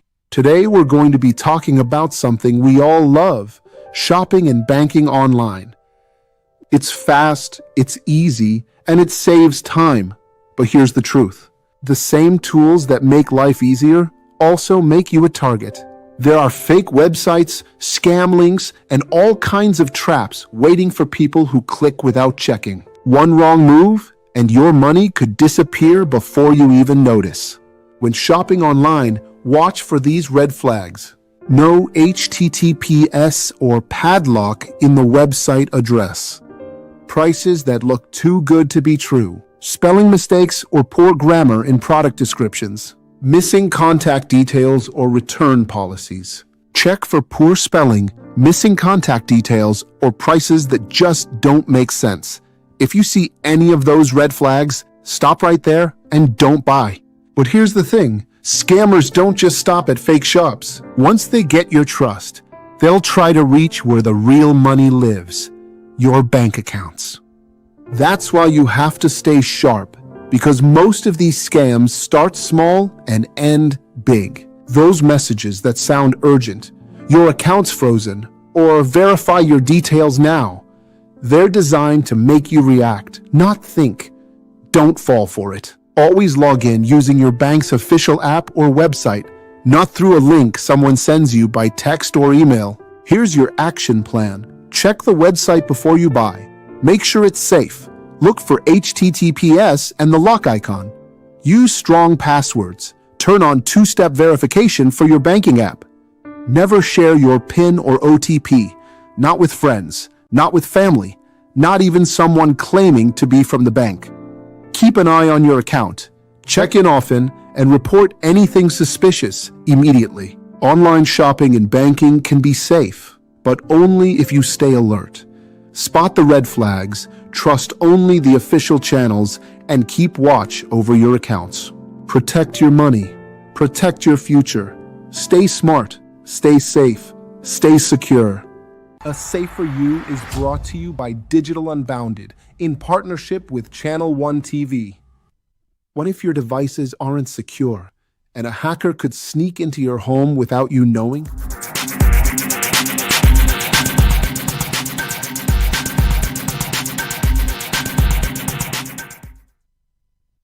Welcome to A Safer You, your guide to safer digital living, brought to you by Digital Unbounded and Channel One TV. Today we're going to be talking about something that's inside many of our homes: smart devices. You know, those things that connect to the internet, your smart TV, your camera, your speaker, even your light bulb. They make life easier, but here's the truth. If they're not properly secured, they can open the door for hackers to enter your private space. Think of it this way. Every smart device is like a door to your home network. If one of those doors is left unlocked, anyone, even a stranger online, could walk right in. Hackers can spy through cameras, control your Wi-Fi, or steal personal data without you even knowing. Sometimes, these devices can even be turned into bots, little machines that hackers use in bigger cyber attacks. And all this can happen quietly in the background. So how do we protect ourselves and our homes? Here's your action plan. Change the default password that came with your device. Those factory passwords are easy for hackers to guess, so make your own strong one. Keep your devices updated. When companies release updates, they often fix security holes. Don't ignore those notifications. They protect you. If you can, connect your smart devices to a separate Wi-Fi network. That way, if one device gets hacked, your other information, like your phone or bank apps, stays safe. And turn off what you don't use. If you don't need remote access or microphones, disable them. The fewer open doors, the better. Smart devices are supposed to make life easier, not riskier. By locking them down and staying alert, you're not just protecting your gadgets, you're protecting your family's privacy and peace of mind. A smart home should also be a safe home. Secure your devices, protect your home, and stay smart, stay safe, and stay secure. A Safer You is brought to you by Digital Unbounded in partnership with Channel One TV. Wow, and there you have it, and those are the tips for the day. And while watching these tips, the only thing that came to my mind, especially with the online banking, not online shopping, online banking especially, I was watching it and I just told myself, sorry, I'm going to speak pidgin. You foretell me since now. You foretell me since. The thing that happened in 2021 won't have happened to me. Oh, you've been a victim. Bro! Sorry about that. I don't want to mention the bank's name, but it was during COVID. And the bank has a branch, obviously, but it's a Nigerian the bank. account, the money there inside. Yeah. If you see how it was flying, if you see how it was flying. So basically, okay. So the thing was like, the bank is obviously in Nigeria, but I'm here, and I do transfers through I use the token and the app to do transfers. Obviously, the token is for generating password. Yeah. So something happened to my token; it wasn't really working. So I needed to call the bank because I needed to make a transaction. So I was calling the bank. The bank was not minding me. It was during COVID, and that's when this whole thing of customer service being online because of COVID was on the rise. So they're like, go on our social media pages. You can just text us and let us know. So I obviously, being a Twitter guy, I went. You are not minding me. So can somebody attend to me right now? Somebody attended to me. But this time it looked like the same account, but I didn't check well. So the person texted, I was like, check your DM. And I'm like, okay. So I said, that's the bank. You're so fast. You're so great. I texted, I need help. My token is not working. This and that, this and this. Then they go like, send us your WhatsApp number. We will reach out to you. Yeah, I sent WhatsApp number now. And the thing is like, I was so desperate. The point is I was desperate because I needed to do something at that moment. So I needed to use the money now. So the person was replying. But the thing when I think about it now, I was just trying to explain, send your password. But I'm trying to explain to you can you send your password? Can you send this and send that? Send the number on your card. Send the number. I'm like, guy, can you listen to me? Just send it. That we don't really have time. We have a lot of people waiting, so just do the thing. Yeah, they always want you to react. True. Look at it. I just sent it. Next thing, pew, debit. Pew, debit. It was just like, you were just seeing different amounts. I said, Jesus Christ, it don't happen. I just had to call someone. I was like, please, can you help me? Can you stop it? They had to like block the account at once. But they had taken money, and it was Christmas. So I was like, oh, okay. Were you able to retrieve some of the funds? Even to today, like, so what happened is that you will ask yourself, you ask the bank, can't you check which bank account? No, crypto accounts. So like you cannot trace them. But it moves to one bank to another bank, so they can see that it moved to one bank to another bank. Yes. So one bank to another bank, another crypto, gone. One bank to another bank, crypto, gone. That's crazy. When it moves from bank to maybe the crypto, you cannot see it again. And there's no way to trace it. And it takes a very long time. So the bank just told me, you know what, it's going to take a very long time if you want to follow this case. Because obviously the police will also come with their own, give us money, and you're give us money. There, right? Exactly. So they'll be like, send money, send money. You know what, I just like, you know what, it's money. It will come back. Sorry about your experience, right? And the courage to share it, because not many people want to come across and share stuff like that. I was desperate. I can share it. See, my two takeaway from the video we just watched, right? Of course, two-factor authentication. Yeah, it's very important. So, and don't share your password. In your case, for example, even if you give them your details out, they would have had to get another code, you know. And within that process of trying to access your account, that I mean, some red flags raised. No, you know, the thing is that most of what they did was. It was funny. They didn't even ask me for anything on my card. Yeah. They asked everything on the token. What's the password? What's the number of the token? What's the this? What's the... So they didn't ask the card, number of the token. Because every token is, you know, assigned to an account. Number of the token. And it was and it just happened. And I was like, wow, you know, interesting. like we rightly said in the Safer You series, right? Some of these scams, especially online and banking scams, they want you to react before you think, right? So guys, sometimes just take a chill pill, right? And try and think through the process, you know, carefully. And I'm sure along the line, you should be able to like figure out what this is really all about. And, you know, try and verify sources. It's very important. Yeah, I think it's important to verify the sources. Now that, you know, verification is so easy on X, you should be very careful about that whole thing. And also, this incident really happened. It happened to a lot of people during that time because a lot of people were not in their countries. They were outside their countries and they were desperate. Maybe the system is down, this is down, and then it can be frustrating. Yeah, so they knew. So the same. So I shared my experience on social media, and my friend was like, "Man, my own. If you see my own was worse. I was in England, the same bank actually." Like, but I say again, you know, maybe this is a whole different conversation. But I feel like the banks need to take some level of responsibility, and the same for the money laundering. You know, the money laundering issue we were talking about yesterday. The banks need to, for an industry that is as heavily regulated as the banking sector is, we need to be able to have them tell us, see, this is how the money flows along the value chain. These are the kinds of checks we do to ensure that your money is safe, and this is what you have to do to also to, you know, so it's like millions of CDs. Like, look at some of the corruption cases the AG told us about on Wednesday, right? And these are like banks moving through, and it's not only in the buffer stock case, for example. All of them, you have like banking officials who are even under investigations and all of that. So I think, see, of course, we have a role to play as it's your money, right? So you are the biggest stakeholder. But the system, you know, which is the banking sector, need to come out and explain to us, see,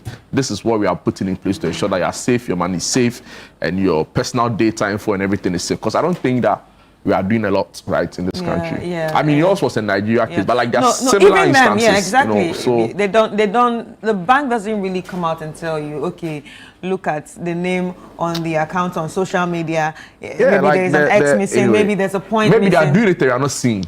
But I mean, if I'm in media and I'm not saying, you can imagine the average. So the point is that I think the banks need to do more. Yeah.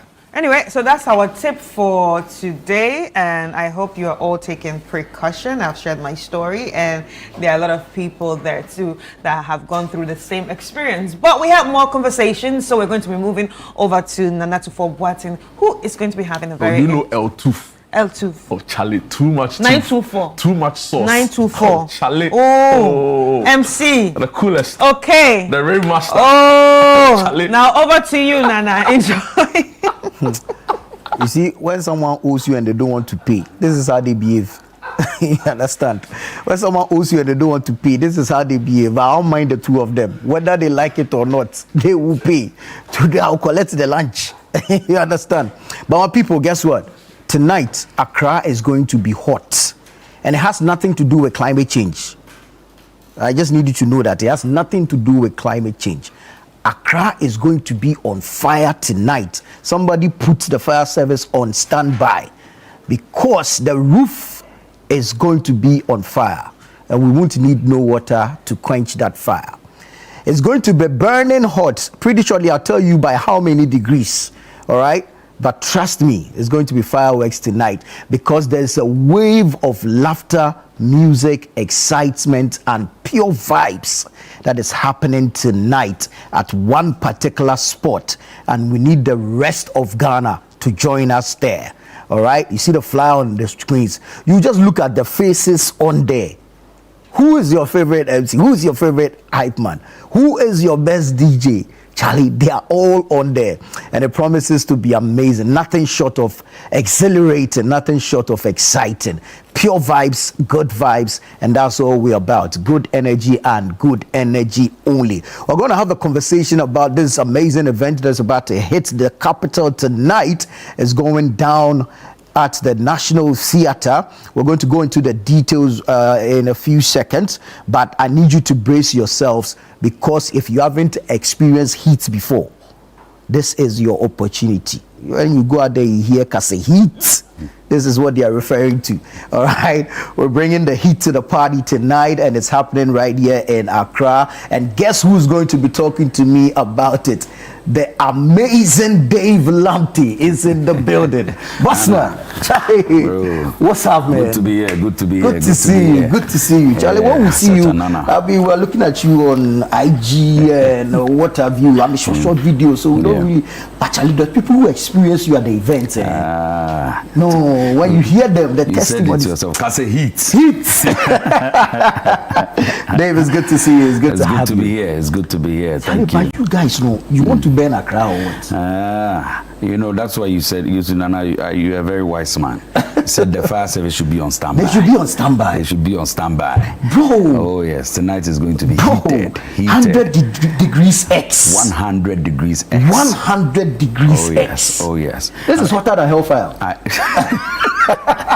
But water balls at 90 degrees. Exactly. And you people are taking us to 100 degrees. It was even 120 degrees. Bro, chill. We needed to bring it to 100. Bro, chill. Cap it at 100. Chill. But you see, tell us all about it. Yeah. What's the show about? Yes. So, 100 degrees X is primarily jams and a fully fledged musical concert. Okay. But the catch here is it's headlined by an MC and a DJ. Wow. All right, fully fledged musical concerts. You can think of the genres you remember and the ones you think you remember.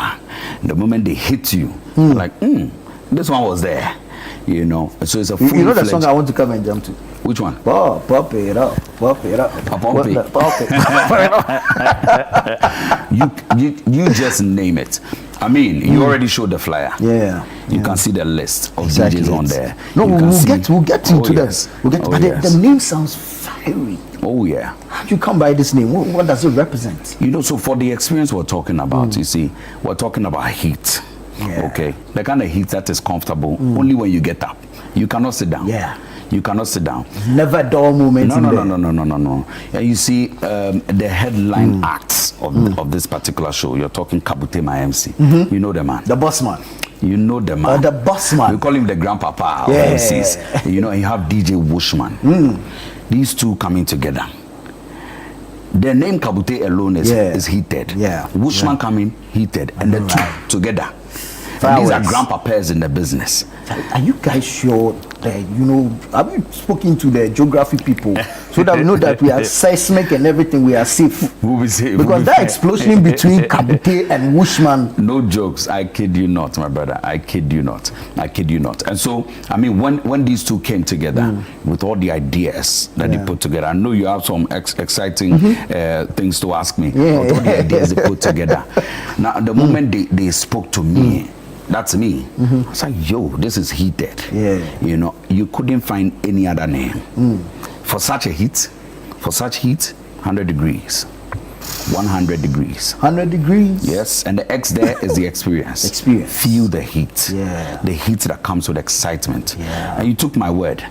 Exhilarating. Exactly. Endless excitement. Bro, that's what we're talking about tonight. Listen, the only happening place in Accra today is 100 Degrees X 100 National Degrees Theatre. X National You Theatre. don't need to be anywhere else.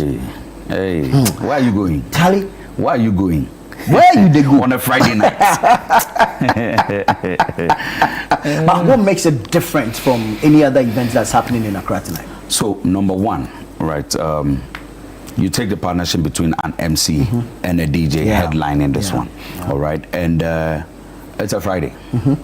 One of the first of its kind MC DJ combination on a Friday night right after work. This is we're not talking you're going home to come. No. Right after work, the show starts, right? And you put that aside. We have segmented experiences in this event. Segmented experiences. I know we're going to talk about all of them. We're going to go into it. We'll break it down. Segmented experiences. From 5 buying, the show has started. To 7, there is a whole experience for that segment.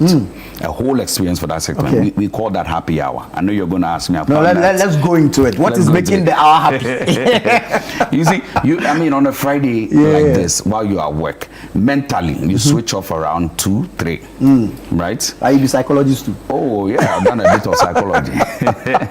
Mentally, you switch off around 2, 3, right? And then the rest of the work, you just, you try your best to see it through.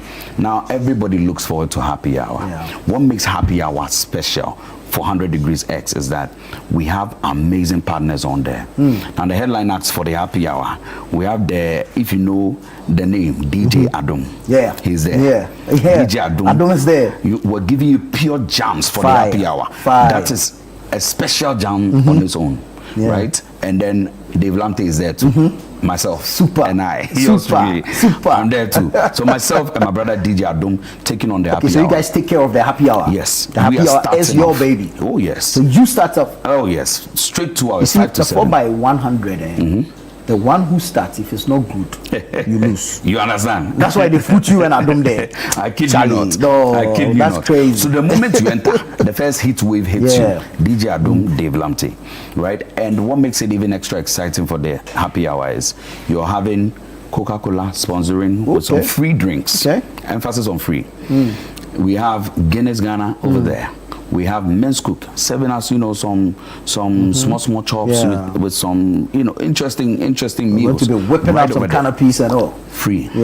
We have some Sips popcorn over there, Sips and Crunch serving some popcorn over there, some cocktails on the house. We have some energy drinks on the house. And we also have, what do we call it? There's a special raffle ongoing. Oh, okay. That's going to earn you just 10 CDs, you enter the raffle. By the end of the show, we're going to have winners from some iPhones, for some TV, flat screens. Yes. Mind you, 10 CDs could possibly win you an iPhone or a TV. Easy peasy. iPhone, current iPhone, not a old iPhone. iPhone 17 and its likes. Right now you shade me. Oh, I beg you. And it's all on the house. 200 CDs is your ticket to get in, 5 to 7, all that in happy hour, while you're enjoying some premium jams from DJ Adom and Dave Lamte. And that segment, oh my guy, you cannot be late. And that's what we're saying, don't go home. You close, straight from the National Theatre. Drive against the traffic. Don't follow the traffic, go through 3 hours, you get home and stress yourself. No. Right against the traffic. It's Legon, you are coming. Inside the Liberation Road enclave. All the Central ministries, Business District, everywhere. The banks in Ridge, everybody. The Kaswa people, are you listening? The Wager Makatis. Don't try. Don't try. Stay in Accra, let's jump. Drive against the traffic. We meet at the National Theatre 5 p.m. because you don't want to miss all these beautiful things that are happening in there. All right, that segment. Wonderful. Right. So now we at least from the conversation so far, we've picked up names of 4 personalities. That's right. So the chairman himself, the grandpapa himself, my MC is there with the whoosh. The whooshman. Whooshman. You know the way you hear whoosh. Wushman, all right? Then yourself, the amazing Dave Lamptey, and of course, if you like, the indefatigable DJ Adom, taking us through the happy hour. Happy hour segment, right, man. So who are the other personalities that we're looking at for the night? Man, look, the headline acts in this show. When you hear DJ Varosky, you know what I'm talking about. You know what I'm talking about. When you hear DJ Varosky, you know what I'm talking about. Now, one of the seniors in the game also, Mr. Pratt. Ooh. Look, when you talk of the MP experience, he's a whole institution on his own. Mr. Pratt, DJ Varosky is on the bill. You have, you know, Crystal. You know Crystal. Oh my goodness! If you know Crystal, you know what I'm talking about. Now there is this young guy in the industry, brilliant guy. Fully energetic. He recently got married. His name is. Oh, you have to put that one there. Oh yeah. He recently got married. It's important. It was all over, as a matter of fact. It's important. Beans, you know. It's important. MC Kofi Darlington. Yeah, man. Sensational guy. Yeah, man. And we have one other young man called the Violin Boyfriend. Okay. And a sensational. Oh yeah. He's performed here a couple of times. Yes. Yeah. Wonderful guy. Fatty. Yeah. A wordsmith. A lady that stands on the stage and commands words, you know, like your Konfanochi commanding, you know, she commands words.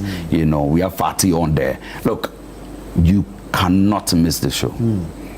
You cannot miss the show. Now, there are some surprise acts coming through. Okay.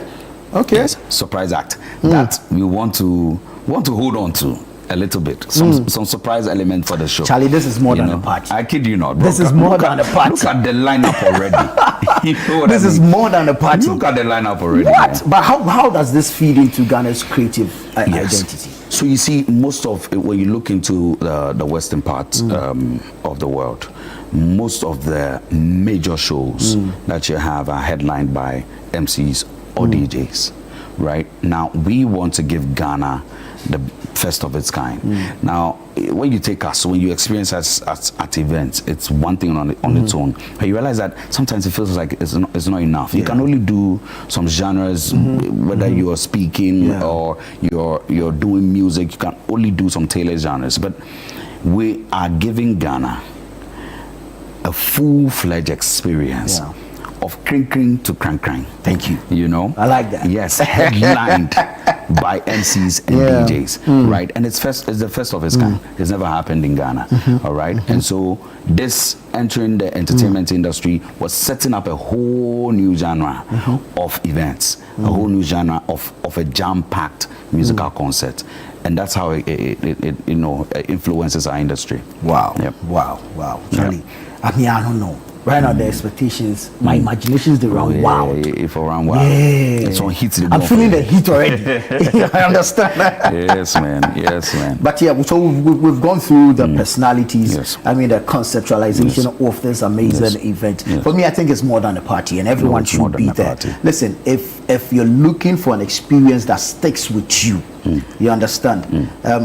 One that on your way back home, you're like, but why the party for end? This is the ultimate experience, and you need to be there. 100 Degrees X National Theatre tonight, 24th October. We're starting at 5 p.m. exactly. On the dot. Happy hour, 2 solid hours. Charlie, imagine 2 solid hours of pure jams, happiness, enjoyment. I kid you not. Enjoyment. I kid you not. No, Charlie, it's crazy. It's crazy. It's crazy. So let's let people know how they can access tickets to this amazing event. Very easy. Very easy. Early on, you would have to visit the website www.100degreesx.com. But now we've made it easy, right on your phone. Dial *713 *19 hash. *713 *19 hash. Very easily. Right.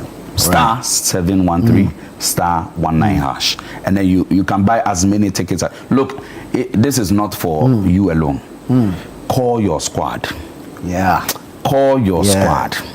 All the brothers. Call your squad. All the girls. Today, this Friday, the National Theatre is the place to be. Call your squad. Oh yes. Don't let them come and tell you the stories because you go hear them. You will hear the stories. You know, call your squad. And it will pay you. It will pay you. Serious pains. You see, you are seeing the videos, the bloggers will be posting. No. come and experience it yourself. You should be there. You should be there. You should be there. You just I have mean, to be we're giving them more reasons why they should be there, but I want us to give them one line. Yeah. You understand? A summary of the vibe and Right. what it will look like, what it will feel like.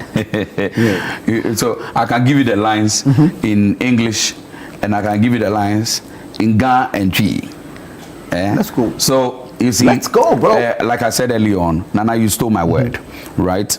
Every time I close my eye and imagine tonight, I see endless excitement. And when I say endless excitement, right from jump, enter the room, it has started, right to the end.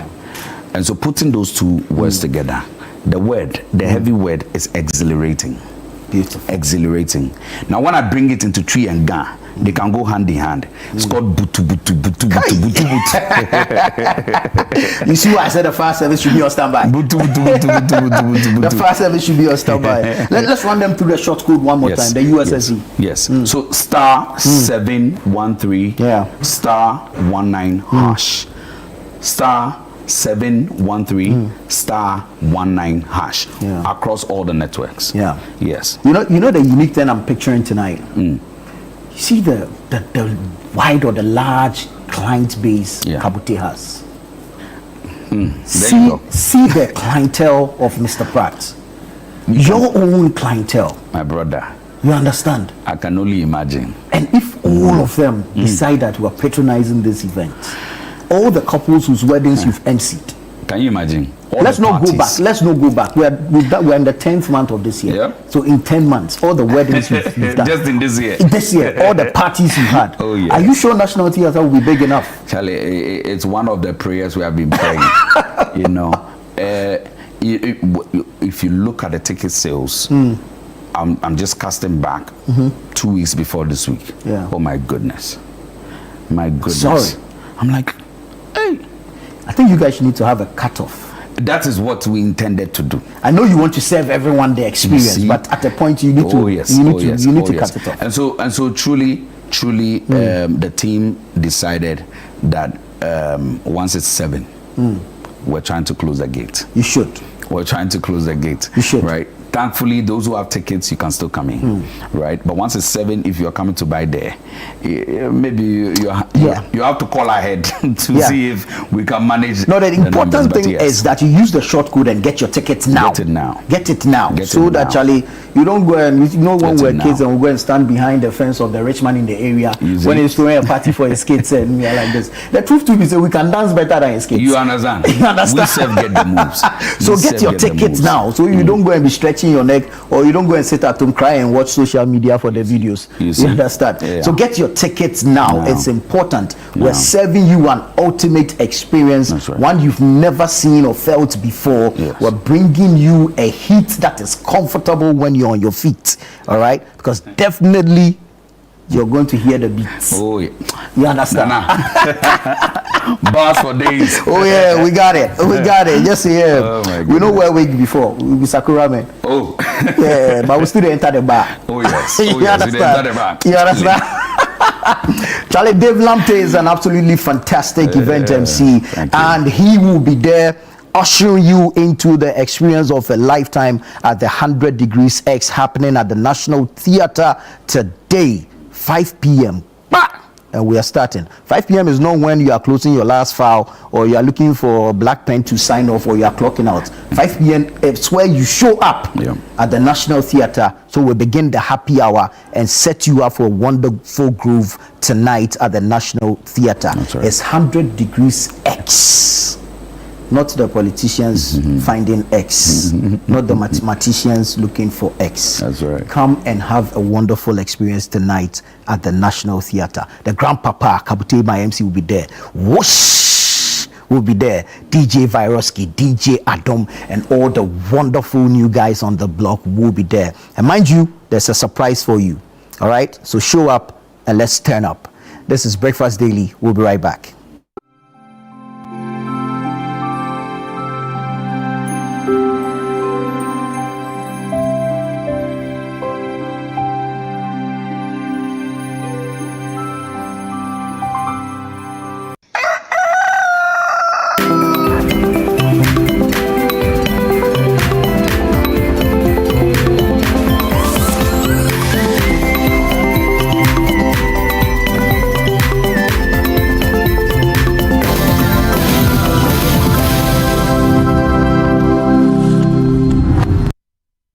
This is Afro Quality. It's not just a store. It's a new way to think about African retail. For centuries, Africa's artisans have created. But too often, their reach stopped at the border. Today, it is easier to bring goods from anywhere in the world and sell them in Africa than it is to make something in one African country and sell it in another. Afroquality exists to change that. We are a retailer dedicated to African brands. A platform where makers scale beyond their home country.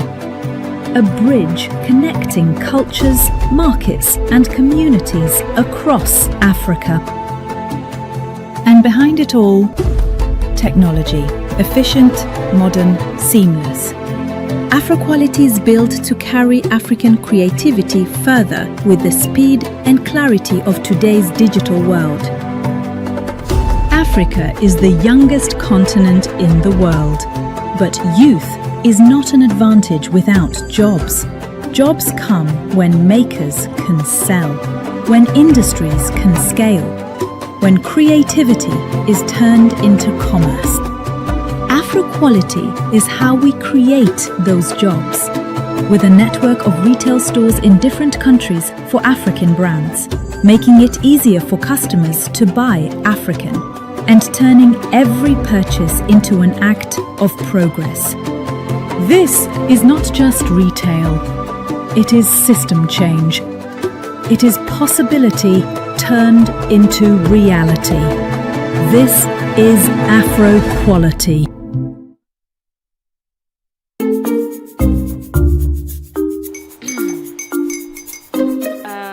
Kwame and his uncle are almost here. Wait a minute. This one too, your friend Kwame. Wait, Kwame. As in the same Kwame again? Yes, mommy. I'm the second coming. Into all this tension just to reintroduce that broke boy from Kaswa. Why would you deceive the family like this again? Now I understand the whole delay. Trotro from Kaswa. Why wouldn't he be late? Or be late? Of course.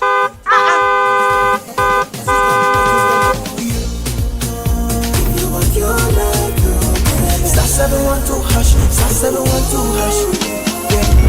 Go be the luckiest. Go be from Georgia be luckiest. From not the cause she be luckiest. Yeah, you go be luckiest. No matter why you're lucky. Everybody go be that luckiest. God Kwame! Send your God the apple boom. If you put it toye, so would the coming of the Son of Man be. Is that his car? Everywhere. Dial star 712 hash. Choose your ticket. Enter your lucky number. Follow the prompts and let destiny handle the rest. This promotion is regulated by the NLA on the Caritas platform. Life is a celebration of moments. Big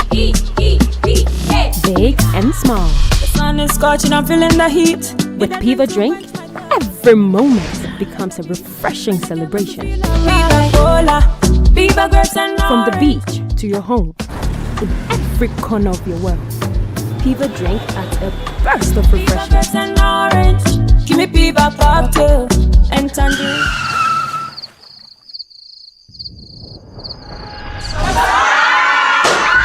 Celebrate every moment with Piva Drink. Refreshment for every occasion.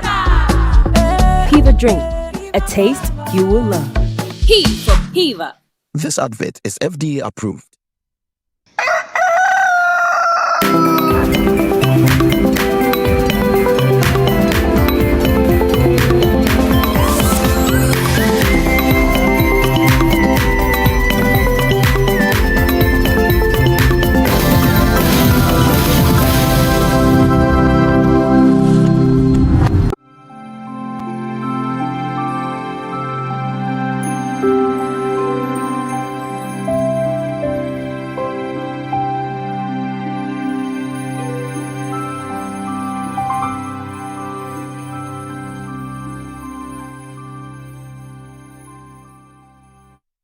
All right, welcome back. It's still Breakfast Daily right here on Channel 1 TV. Right now, we're about to have a conversation, and it's a conversation about the Vision and Sight Week campaign.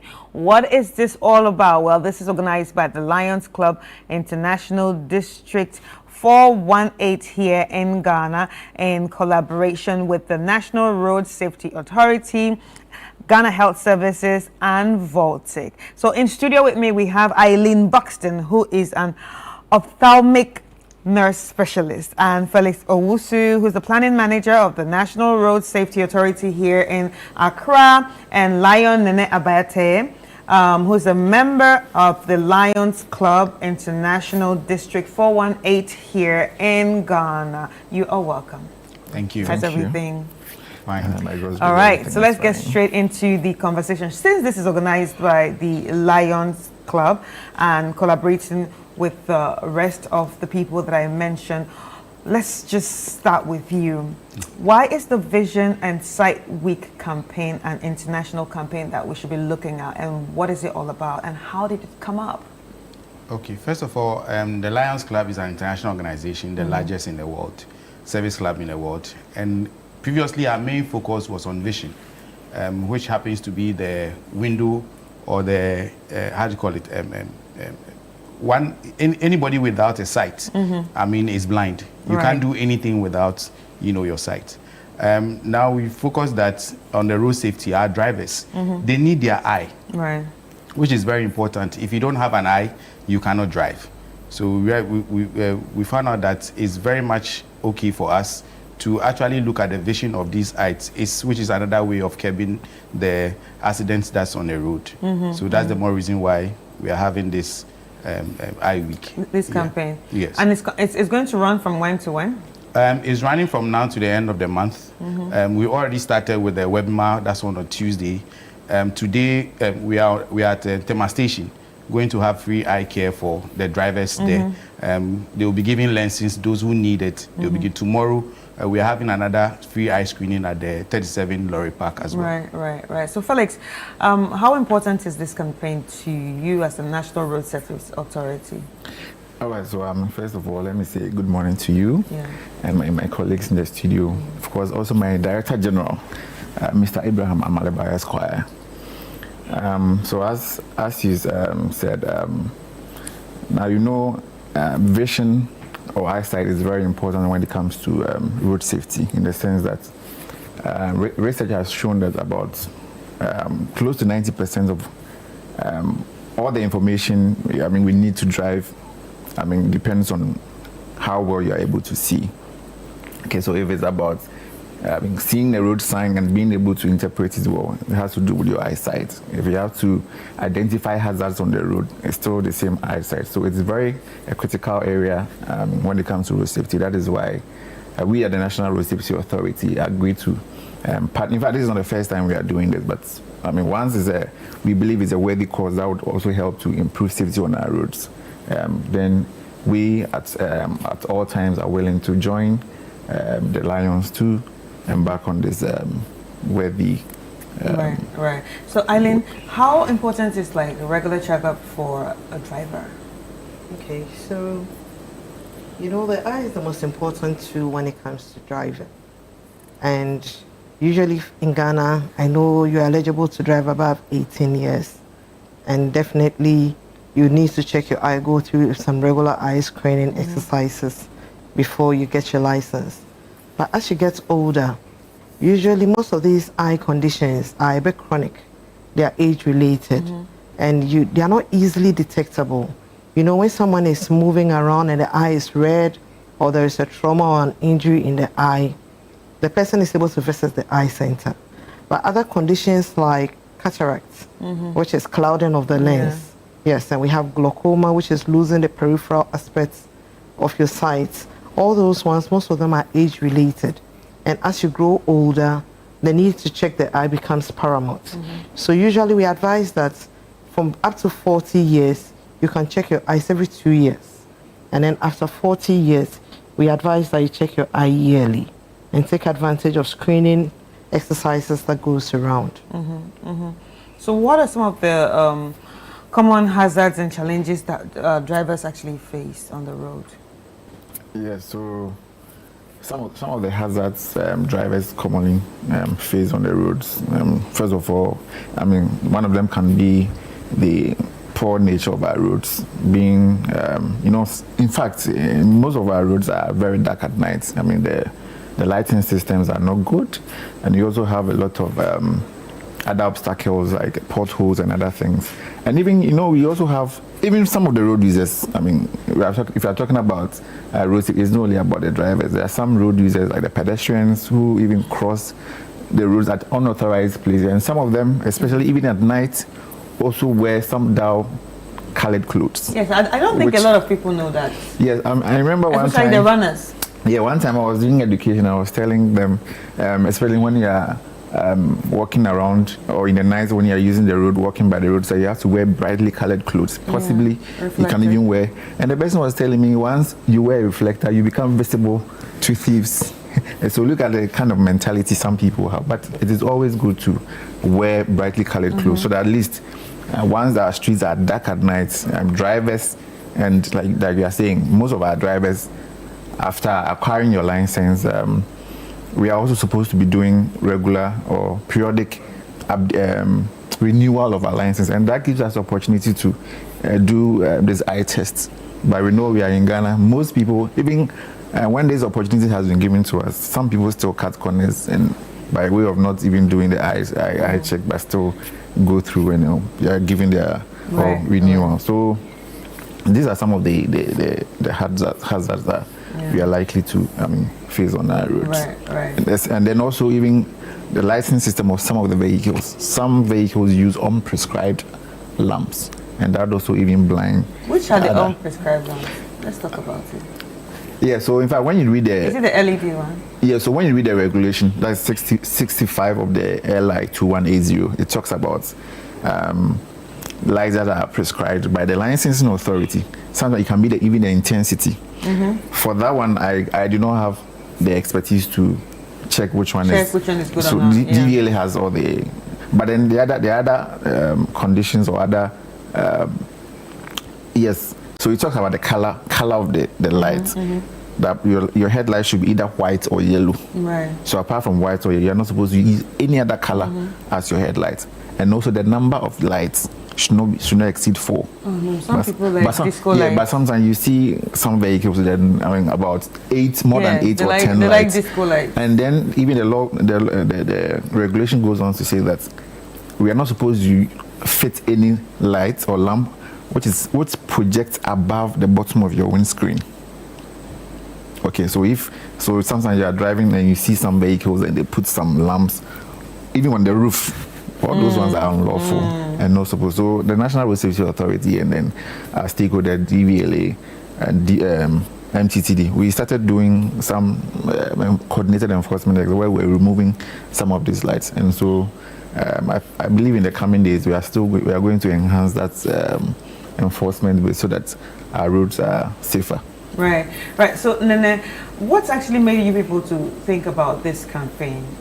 Like, did you hear that something is happening or drivers are losing their sights or something? What exactly made you to say we want to go this way and it has to be the eye? Okay, we've been having, like my colleague said, we've been having engagement with the National Road Safety Authority, and it's getting to the festive time, and these are the times where accident cases rise. So it's best for us to actually take the opportunity to, in our own way, reduce the accidents on our roads. And like you said, we agree that the eye is the most important part when you are driving, aside other features that we need. So that's the reason why. And we've always been doing it with the Ghana Health Service. So we are all like a family. So anytime something is being done, we know who to fall onto. Right. So, but Eileen, what are some of the tips that you would give us when it comes to protecting our eyes? Okay, so nowadays the long screen time use, we usually try to advise people to reduce the screen time. We have this 20-20-20 rule, whereby we advise that every 20 minutes you take a break, You look at a distance of approximately 20 meters, and then you do that for 20 seconds. Yes. So that's one of the rules. We also advise people to make a conscious effort to blink. Naturally, we blink between 15 to 20 times every minute. Yes, but nowadays, because of the drivers, the long distance, the long focusing, and even those of us who use screen and all that, people do forget to blink. The eyes become dry, and then they start having this tingling sensation. People forget to blink. Yes, they do. They have this tingling sensation. So that's sometimes. the problem. So, yes. You see, that's you just scared me. So now I'm over blinking. Yes, so you have to blink often, consciously, making an effort to blink. And then we also advise that usually when people are prescribed glasses for short-sighted, long-sighted, we call them refractive errors. Yes, they usually don't want to wear them. And these are supposed to correct distance problems. So if you are driving and you have these issues and you're not wearing your glasses, or you've left it at home, you can just imagine the impact at the end of the day. Yes.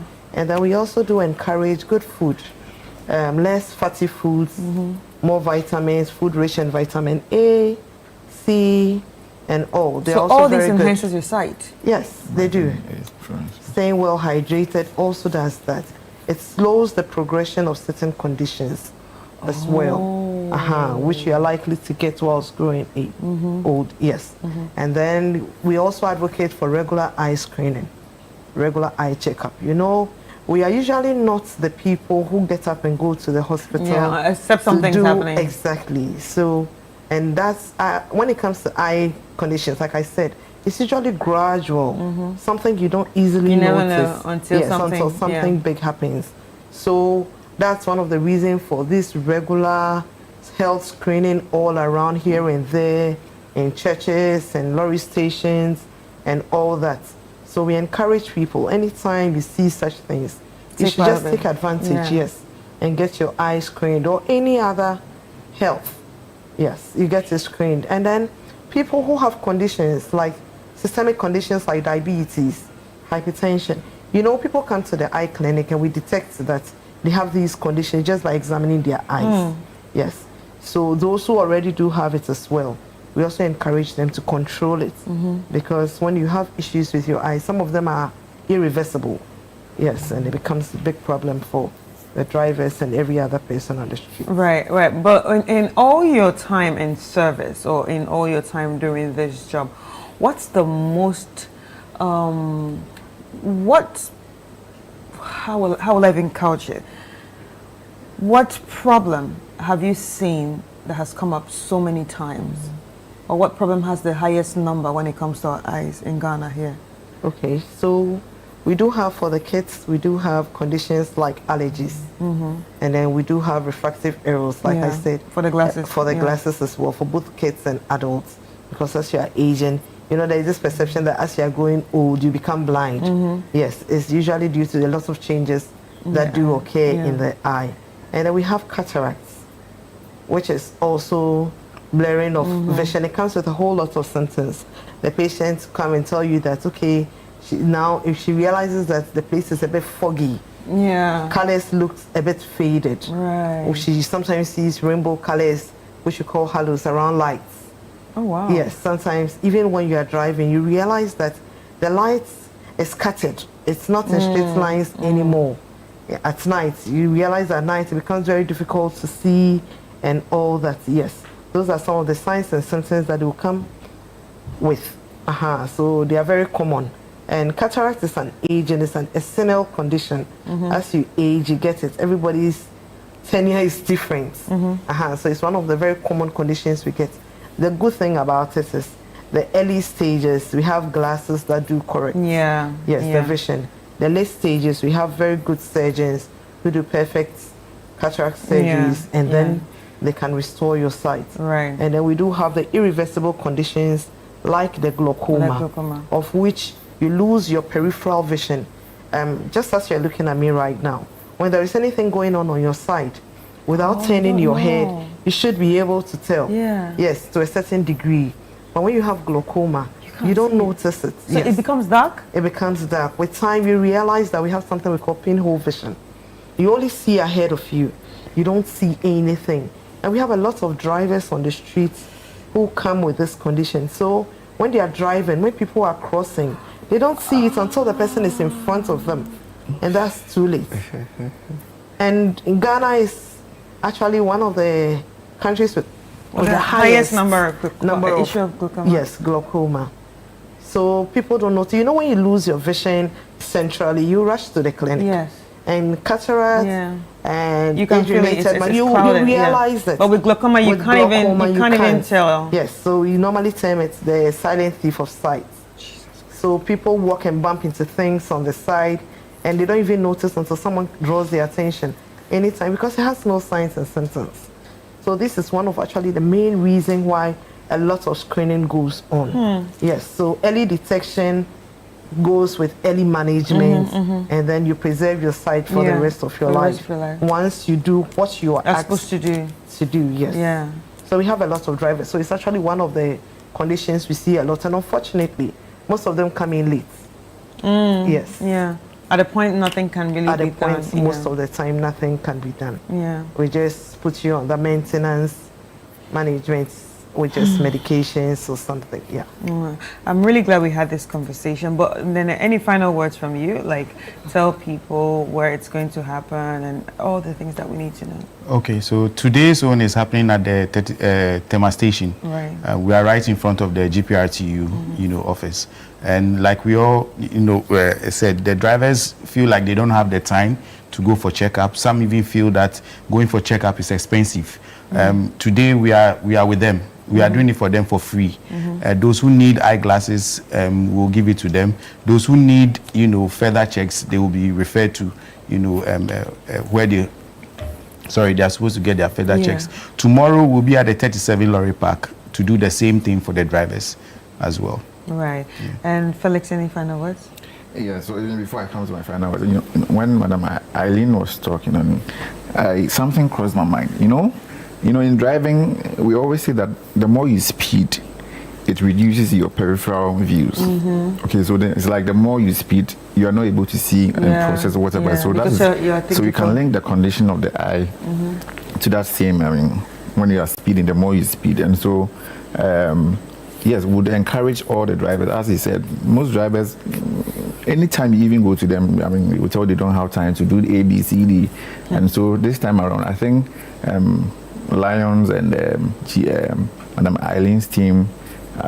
Now we've brought the services to your doorsteps, and so would encourage all the drivers and other road users. It's not only drivers. I think they're also doing it for the passengers and other road users as well. And so we should all take this opportunity to get our sides checked, and those of us who need further assistance will be given. And then would also want to use this opportunity to advocate to all our motorists. When I say motorists, I mean drivers and then motor riders, to always reduce our speeds and also obey other road traffic regulations, so that we reduce the risks on our road. And to all Ghanaians, please let all make the conscious effort to be checking our eyesights regularly, at least once a year, or even twice if you cannot do yearly, so that at least some of these conditions are seen early, and then we are given Yeah.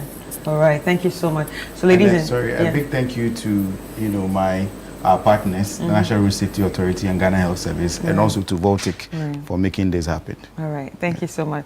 So, ladies and gentlemen, we've been speaking to Eileen Buxton, who is an ophthalmic nurse specialist, Felix Owusu, planning manager at the National Road Safety Authority, and Lion Nene Abate, a member of the Lions Club International District 418, and it's been all about the Vision and Sight Week campaign that is already started, and today they're going to be at a 37 Tema Station. Tema Station. So if you are going to be passing around there and you just want to have an eye test, I think you should take advantage of this. It's very important. Anyway, right now it's time for us to get into some music by Amamre.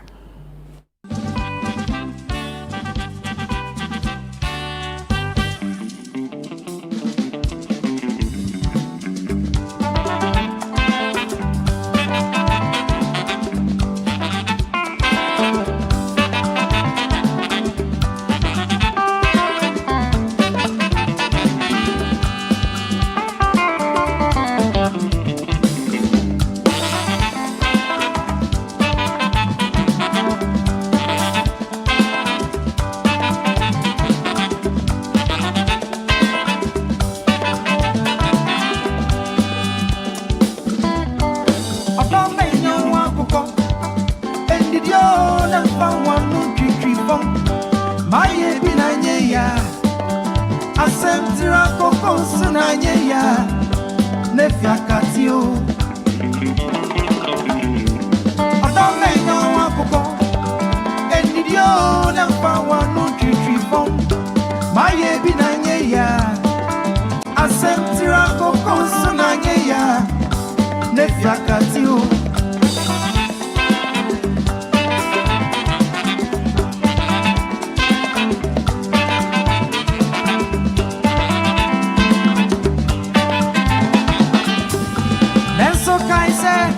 To my fear, and say you is a warrior, some more dear, Yaka Kokuluka Krawe. Only penny wonder, media my fufu, by repugnant to me. And so then you tell me so compared by your repart. The Kaya Mwase, Adadachi, you won't know where. And I dare my auto in this so. Yasim so ya bibi na sanye ya ya prewa ye biegu amba Odome no wa gugo Edidio na pa wa no twitwifo Maye bi na ye ya Asem tira koko so na ye ya Nefia katio Odome no wa gugo Edidio na pa wa no twitwifo Aye binanye ya Asentira koko sonanye ya Nefia katio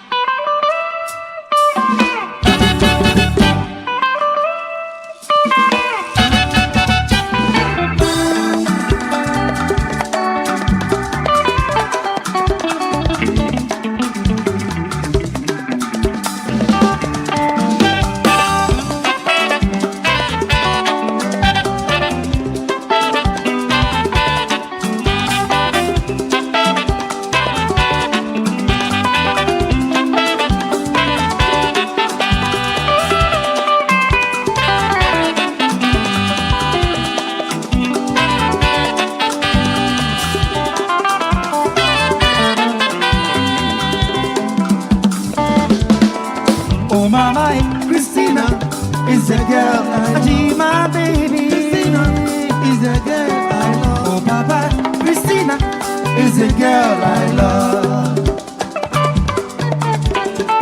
Oh, Mama, Christina is a girl I need, my baby. Christina is a girl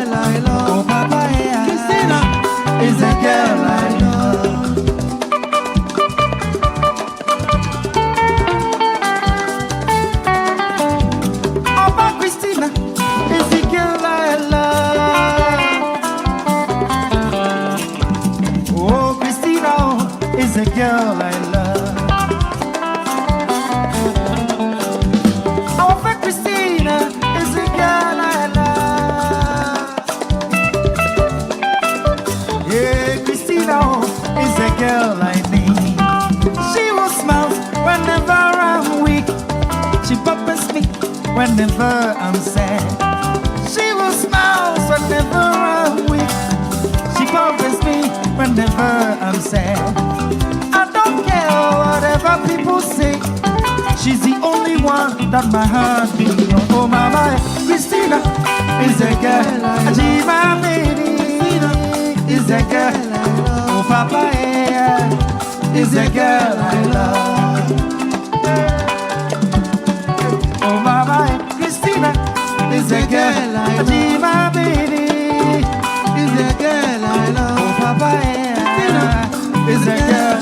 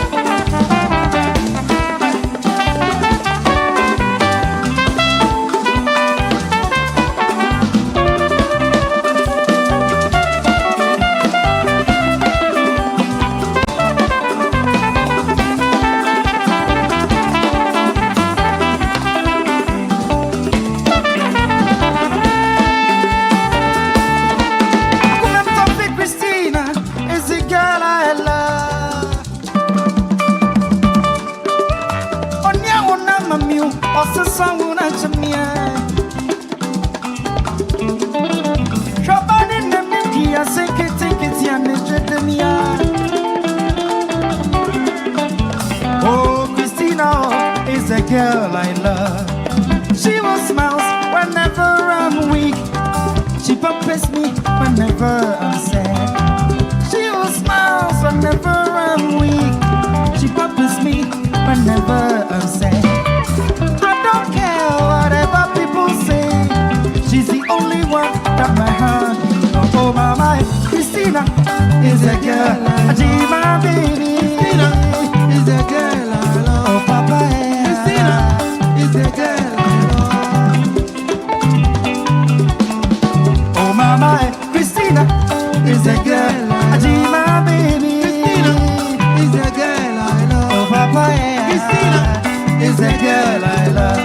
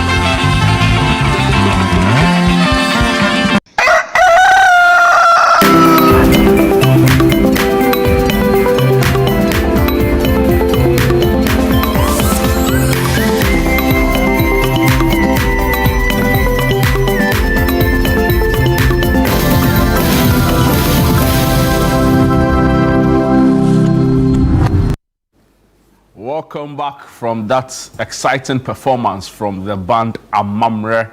We'll continue the conversation from one tradition. Amamre in English basically means tradition, right? From one tradition to another, because the Northern Business Fair is coming up and we are so excited because our Northern brothers and sisters get to experience the same excitement when some of these activities and events happen. And I'm referring to all of our events right here at Channel 1 TV and City FM. And to give us a feel, and a little flavor of what to expect this coming weekend, Kweku David, David Kweku Sechi, let me mention the name right, a very big man, joins us in studio to let's give us more insights, give us more details, You know, Kweku, it's always a pleasure having you. It's good to be here. Yeah, it's feels, good to be here. Today we're upstairs. Yeah, more often we're down. And you know, on weekends, interesting. Yeah. I'm sitting in for Philip. You'll be back shortly, so you've got to do what you have to do. Yeah, Chris.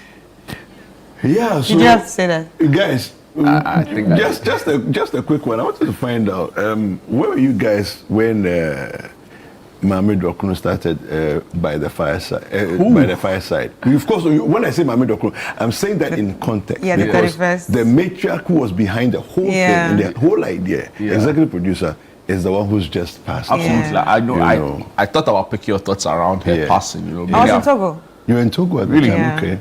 You know, because we watch everything Ghanaian. Okay. There, so I can imagine. Yeah. You know, like and we loved it. Really? Yeah. But did you understand the language? But you're speaking English. Yeah, but Togo, you speak French. I know, but I speak English at home. but like when you say in Togo, we watch everything Ghana does. I'm wondering because language barrier and all of that. But like your brothers, right? I think it's like just one big family. I think so. Wow. Kweku, you probably know her in line of work. You've seen her around more. A couple of times, yeah. You know, I think that is a big loss to the feminist movement here in Ghana. Right. I also feel that, you know, for a lot more women, she inspired. We really hard hit by her sudden departure, you can say. Because 76, quite old, but relatively young. In regards to what she was doing. And even the recent public appearances we saw at. I don't know, what are your thoughts around her passing? Well, I think in many ways she was a maverick. You can't take it away from her. I remember the Beijing conference. That one I can say that I was aware of life, you know, and I understood what was happening. And she championed and led not just Ghana, but Africa to Beijing, you know, where the Beijing conference was held. And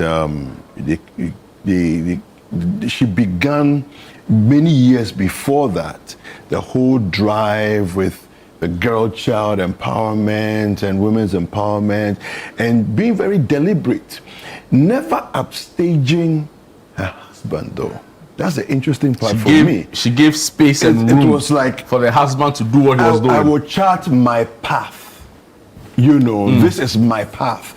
I'm not coming to block your path. I'm not coming to upstage. But I'm still going to be impact. Very much so. I think it was Oliver, and very briefly before we move on to the main conversation, I think it was Oliver Bakavomawa who said that if Kwame Nkrumah is the father of Ghana, then Nana Adjumani Rawlings is the mother of Ghana. I think it's a statement. It's a statement in fairness and truth. Really? I would agree with that. Yeah, very much so. Yeah, I think I would agree with that too, because to be a voice of women in a time where patriarchy seems to rule everything. In as much as we from the outside see Ghana as a matriarchy country, the truth is if you're on the inside, it's still any other African country which is ruled by patriarchy. Yeah. But she had that audacity. The audacity a lot do not have. The audacity people just dream of. She had it, and then she carried it along to the whole Beijing Fourth World Conference. And you know, this whole gathering of people in Beijing is always to talk about equality. Honestly, it's always to talk about equality. It's always to talk about the issues people are going through. And then to put it out there, to put advocacy out there and the issues of women in Ghana out there, it's actually a very big deal. It's a big deal to let the world know that in as much as you guys are enjoying, this is actually a problem in our place. In as much as you think you're also fighting for equality, we also have these problems in our place. How should we do it? How do we go about it? Do you understand? And Chris, mind you, unlike a lot of us who, when we have privilege, we rather want to escape the country. When we have privilege and opportunity, we rather want to escape the country. She chose to stay behind. All her privilege. Mind you, she's a royal. Mind you, she's a royal. Okay, comes from a royal family. And she comes from a very privileged background, school-wise and everything else.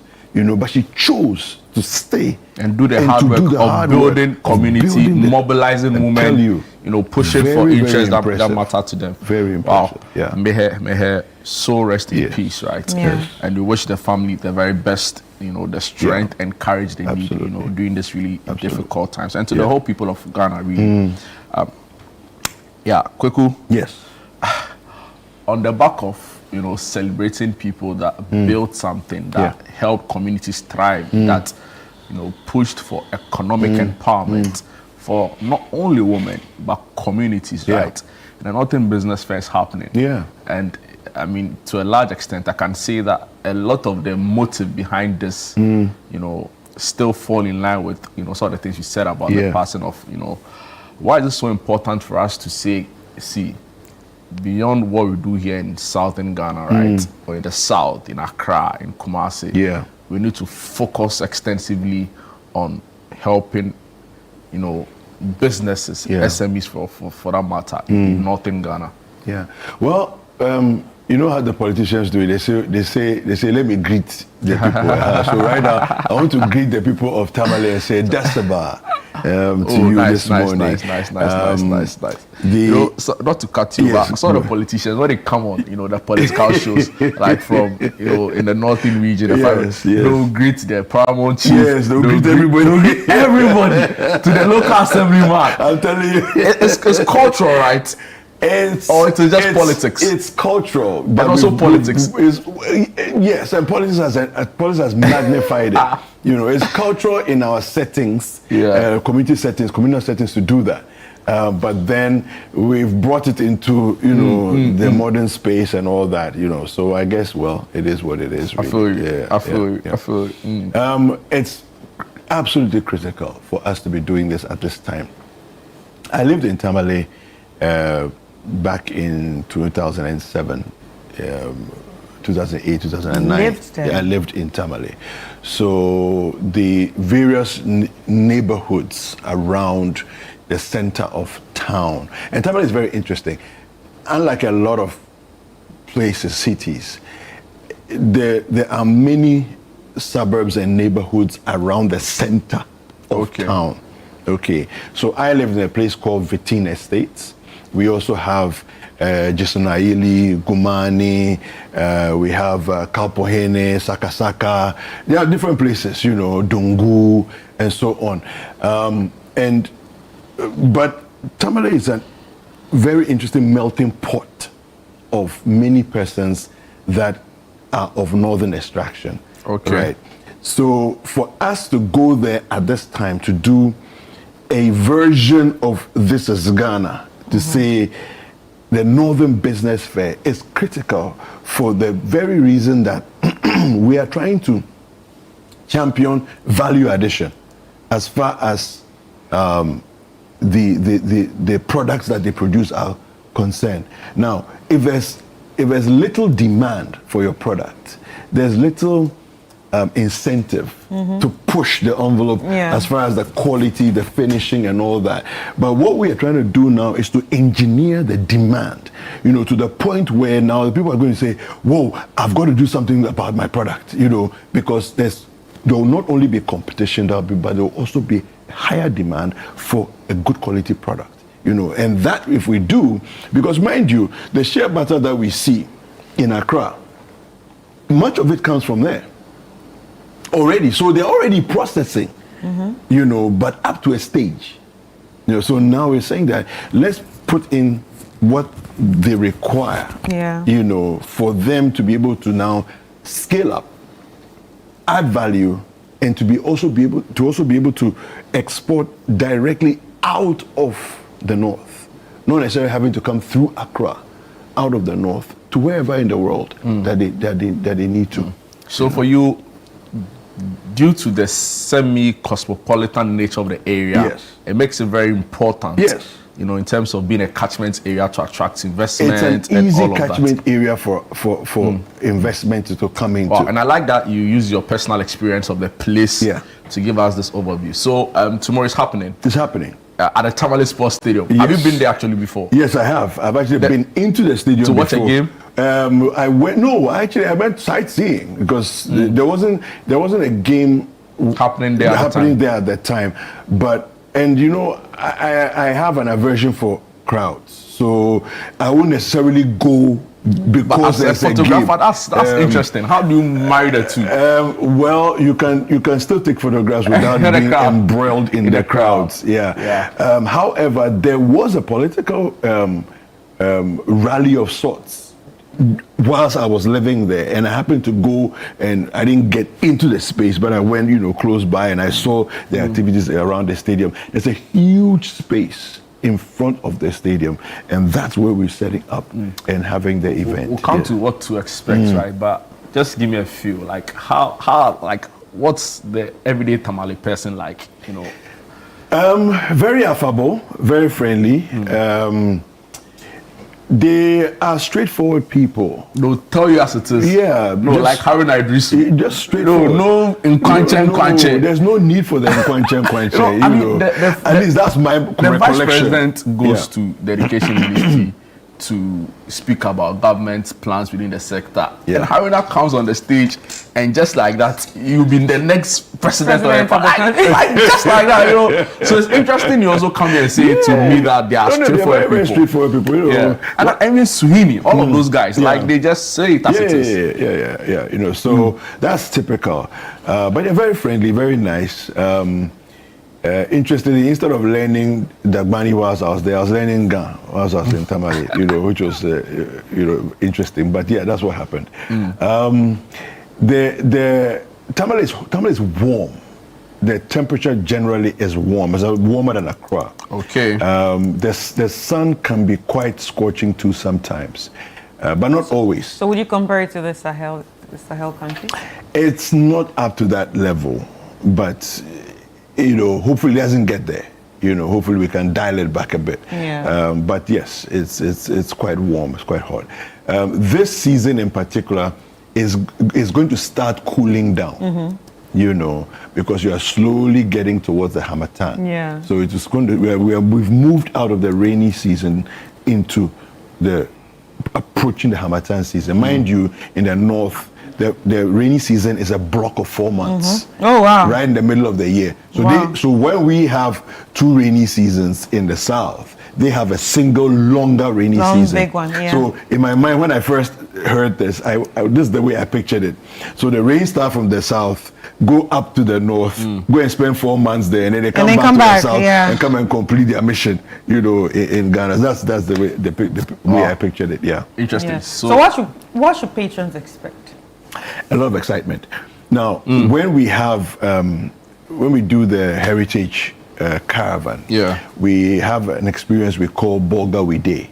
Okay. Usually, when we arrive in Bolgatanga, the following morning, whilst we're having breakfast, there's a whole fair that has happened. It's a mini fair, that's been set up with all kinds of things. There's footwear, there's trinkets and beads, there's hats, smokes, and all of those things have been, they are on sale. This is like a times 100 version of that. Whoa. Yeah. This is like a times 100 version of that, And this one, we have vendors coming from all over the northern parts of Ghana who are bringing in, and we told them, so listen, if where you're coming from is far away, make sure you bring enough products because there will be purchases, and you don't want to run out in the first few hours knowing you've traveled for a 2-day event, and to run the first few hours, they are now, trying to get people to send stuff to you, from wherever you came from and all that. Yeah. So patrons can expect a lot of excitement, a lot of products, a lot more variety than they are used to seeing as well. Yeah. Yeah. So talking about variety, what kind of categories are we looking at? Well, a lot of different areas. So we're looking at clothing and fashion. We have manufacturing. We have food processing. We have footwear, beads and accessories, weaving and handicrafts. Research and innovation bodies. Of course, organizations like GEA are also placed up north as well, and plus all the other ministries, they have their of outfits up north as well. And then there'll be a lot of made in Ghana enterprises as well, showcasing what they have to offer. Yeah. Listen, we're talking about Tamale, because it's where it's happening. Yes. But this is open to all 5 regions, right? Yes, in fact, absolutely. So Savannah, patrons are coming from all 5. So Savannah, Upper East, Upper West, Northeast, as well as Tamale, as well as Northern region. They are coming from everywhere, to come and vendors will be showcasing from all these places, as well as patrons will also be traveling to Tamale. So there'll be a lot of pressure on Tamale this weekend. Yeah. It sounds exciting, right? In your opening remark, you talk about how this is also a drive aimed at enhancing value addition. Yes, absolutely. Should we expect any surprises, right? Because you do an event, the next thing you know, chief of staff has come. Minister for Agric is there. Well, we have some of our very good friends in the government who hail from the northern parts of Ghana. So as for the surprise, it's not here that I'm going to tell you, because otherwise I would have removed the surprise. So I will not disclose any surprises. Just be expectant, yes, of surprises of any level. It could easily happen. So expect that. That's what I can say. Yes. All right, and also, we know that the region is strong on farming, on transportation. In fact, I listened to one urban planner one time that said to me that, despite it being an administrative and political capital of the northern region, it's fast growing. Yes. He wouldn't describe it as a fully cosmopolitan area. He said it's semi-cosmopolitan. Yeah. But you get a sense that they have enormous resources there, right? So from agric to like all of the leather we use for our products, you can talk me through some, but I think it's mainly agric, right? That's the dominant. It is, but you also have manufacturing. You also have food processing, and other processing of other products as well. So of course, that when we say agric, you're looking at farm to table kind of things. But then you also have the plants like the rice processing plants that are there. We have quite a huge functional rice processing facilities up in the north. I'm also told there's cotton, the shea nut. Yes, all of those. Of course, the shea nut is the reason why we have shea butter in Accra. But it's produced in the north, and largely what the people in Accra do, the businesses in Accra do, is that they import in large quantities, the semi-processed product. Which, when I say semi-processed, there can be refinements to it, but it's good to go as is. Once it's been processed, it's actually good to use for the skin as well as for cooking. The way they finish the product. But then I think that one of the things that we've realized all over in our experience as Ghanaians is that when you add value, suddenly the difference can be between $10 and $100. Yeah, true. When you add value, so a product that you can sell in Ghana for 35 Ghana cedis, because of the value that has been added, it gets into another jurisdiction and it's sold for $35. And that country make a chunk of the money, right? And they make a chunk of the money.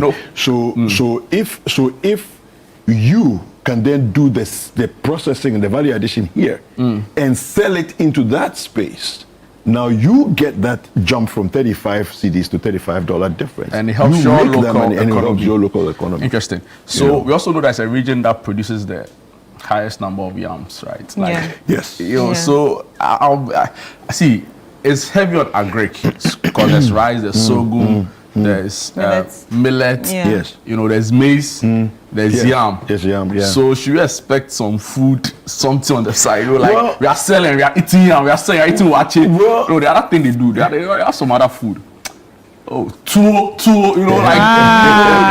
different forms. Should we expect some food on the side?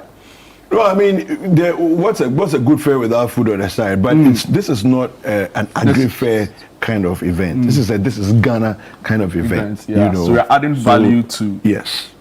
so it can be food, but like processed food, right? Yes. Don't go and bring some cheese and fresh for eating and all of that. Yeah. No, but we talk about manufacturing. So the back in the day, and I don't know what year it was, but the Toyota company actually has a facility in Tamale as well. So it's not just the elements of industrial are very present. There's a company I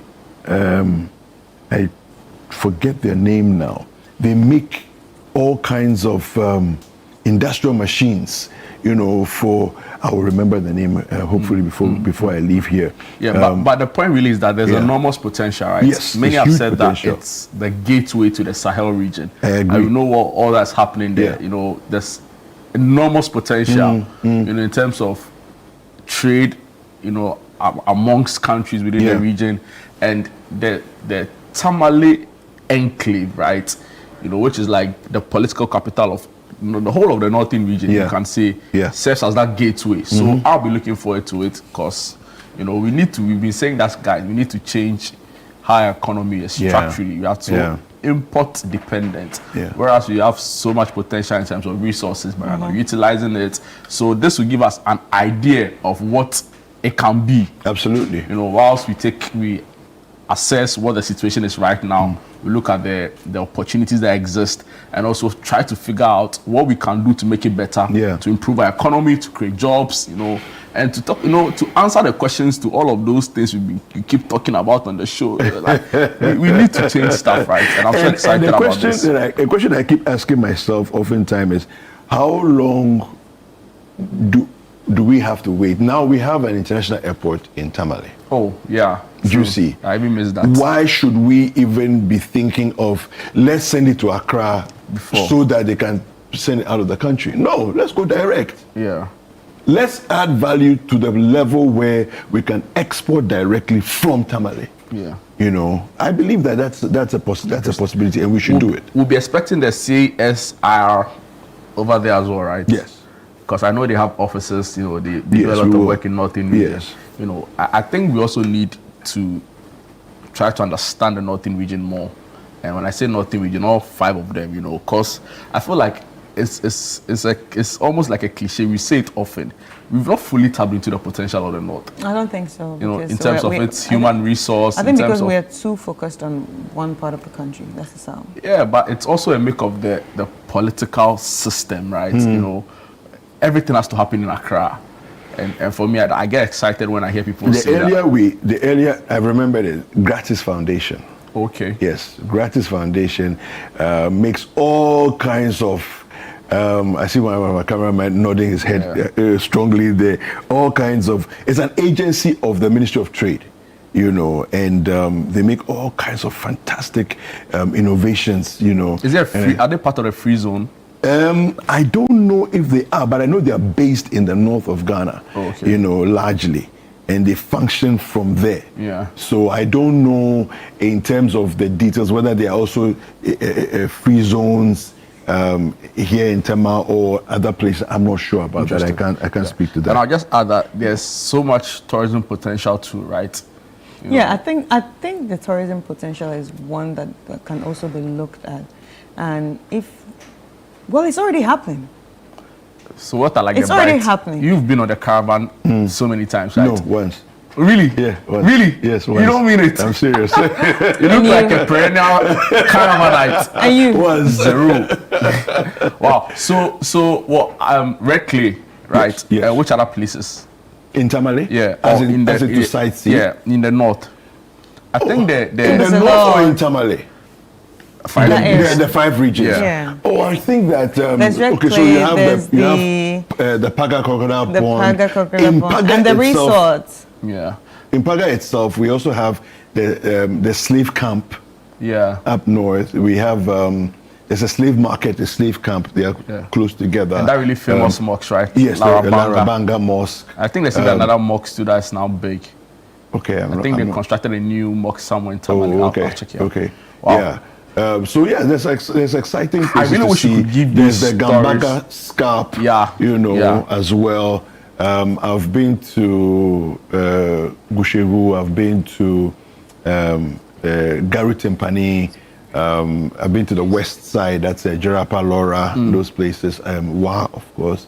Wa is beautiful. I really wish the managers of these facilities would, make it a point to be at the fair. It's for SMEs, it's for small businesses, it's for those making products. But I feel like it gives them an extra edge if they are there to, just interact with people, right? Yeah. So because networking is one of the things that we are looking to drive from this Northern Business Fair to put patrons in touch with vendors and to put vendors in touch with potential investors. Okay. So that the scaling up is not a next year matter. It's right now. Right away. We can start looking at what the possibilities are. Yeah. It sounds fun. Yeah, it is. Kudos I mentioned about the manufacturing aspect. So Gratis Foundation, one of the things they do is the extractors for the groundnut oil processing, for the shear processing. They make all those machines up there, so you don't need to import your machine from Accra or from Kumasi, because right there in Tamale, they're producing them there. Yeah.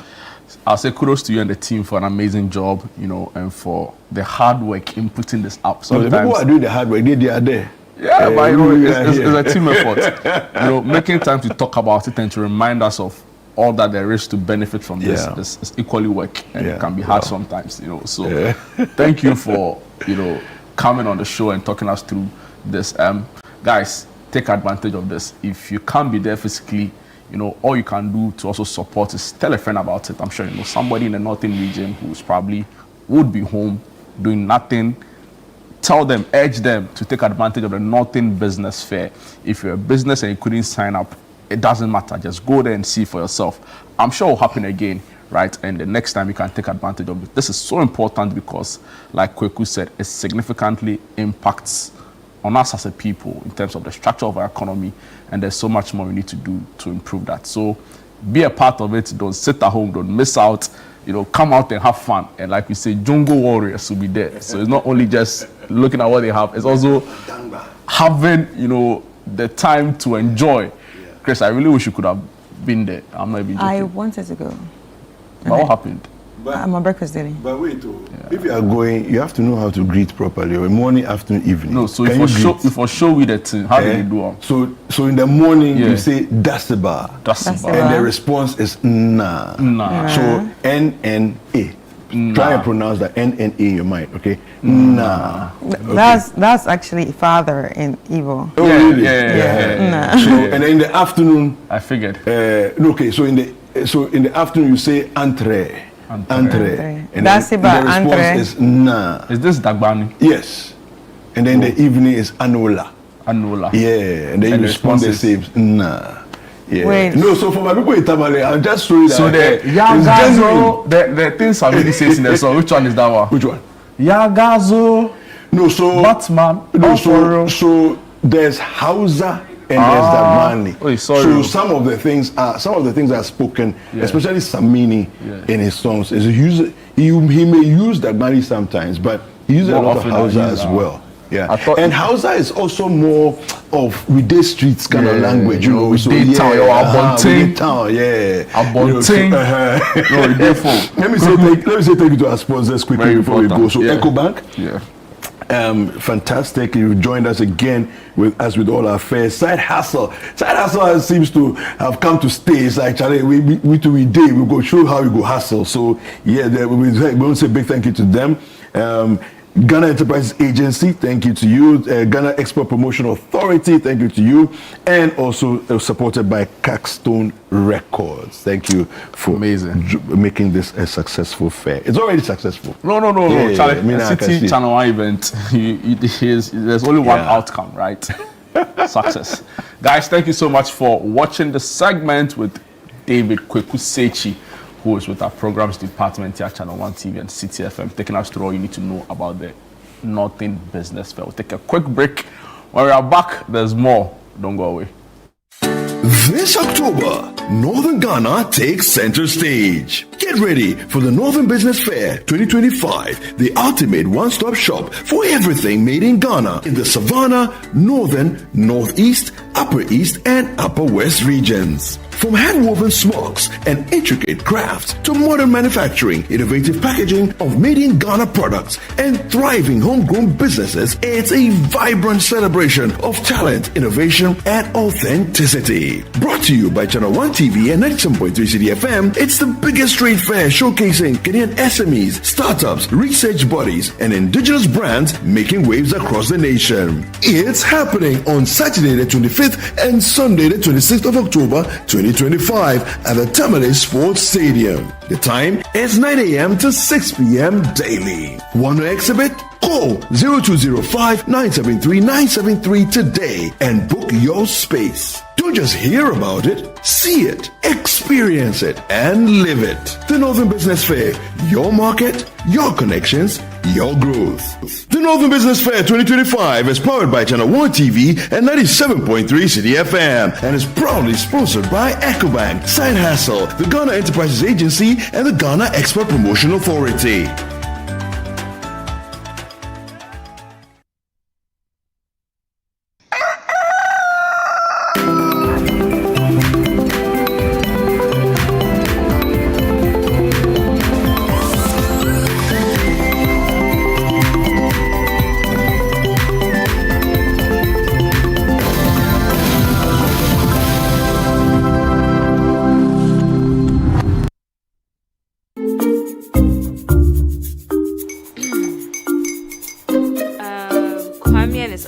Almost here. Wait a minute. This one too, your friend Kwame. Wait, Kwame. As in the same Kwame again? Yes, mommy. I'm the second coming. Into all this tension just to reintroduce that broke boy from Kaswa. Why would you deceive the family like this again? Now I understand the whole delay. Troll from Kaswa dear. Why wouldn't he be late? Or be late? Of course.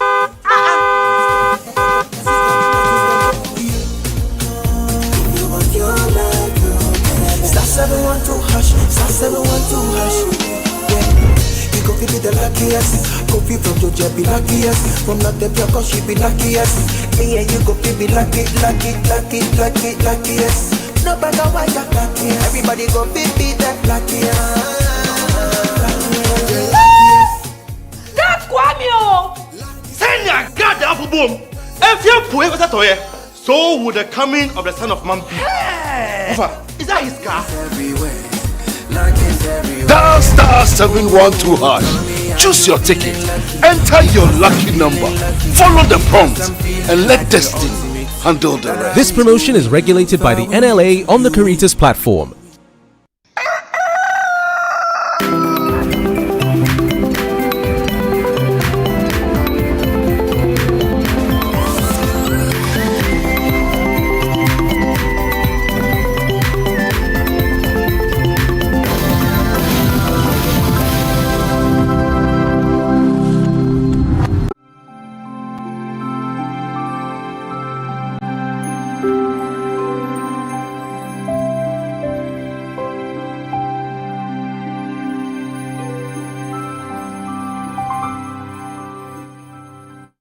Welcome back. This is Breakfast Daily.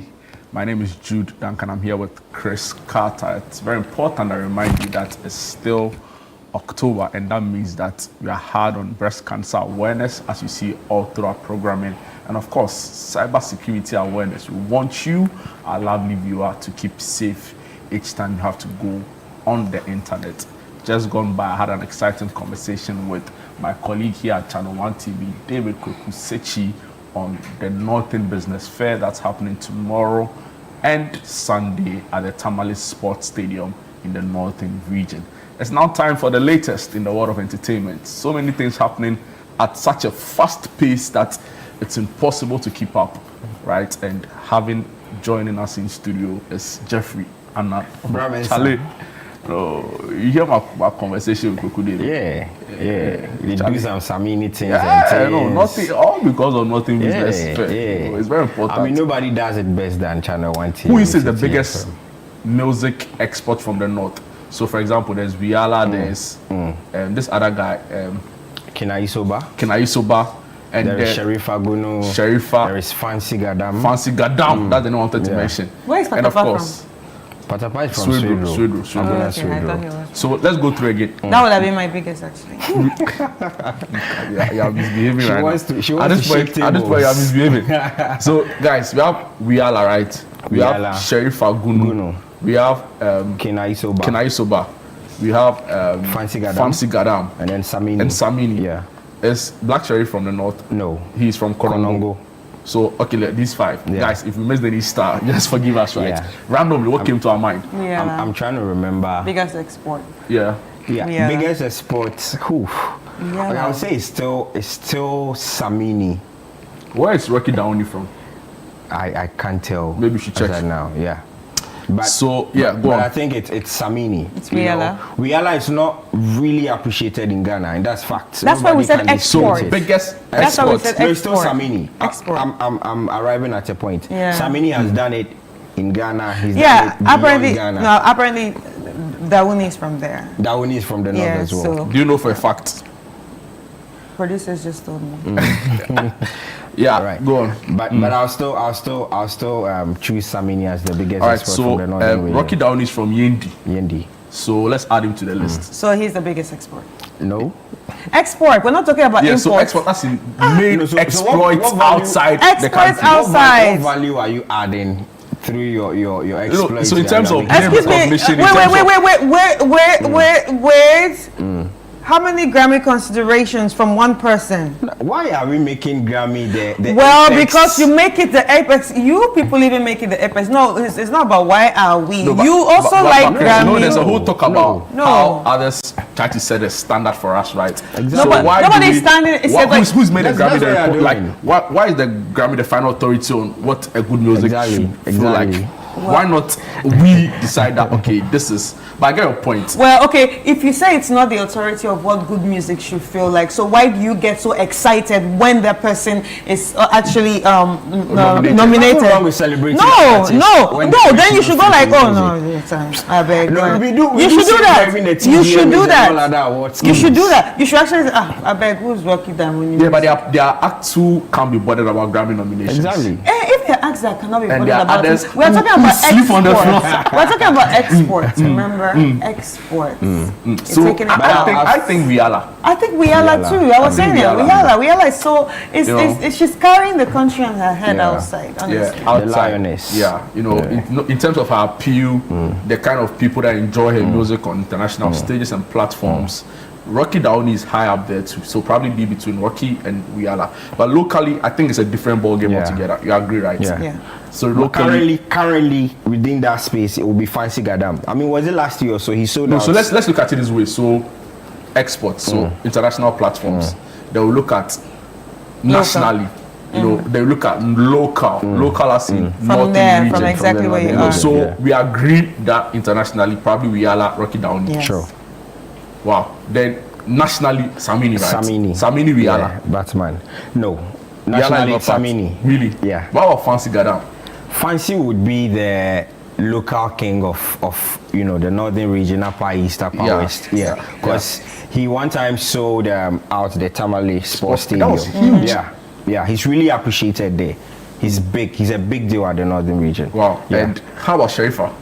Sharifa was those days, but not anymore. Not anymore. I think, and that's why we should appreciate her, because people like her set the pace for others to actually come out. You understand? She has inspired a lot of people from there, because especially coming from that area where we do not have a lot of them. I think she has inspired. No, but Fancy owns the streets there. Yeah. It's serious.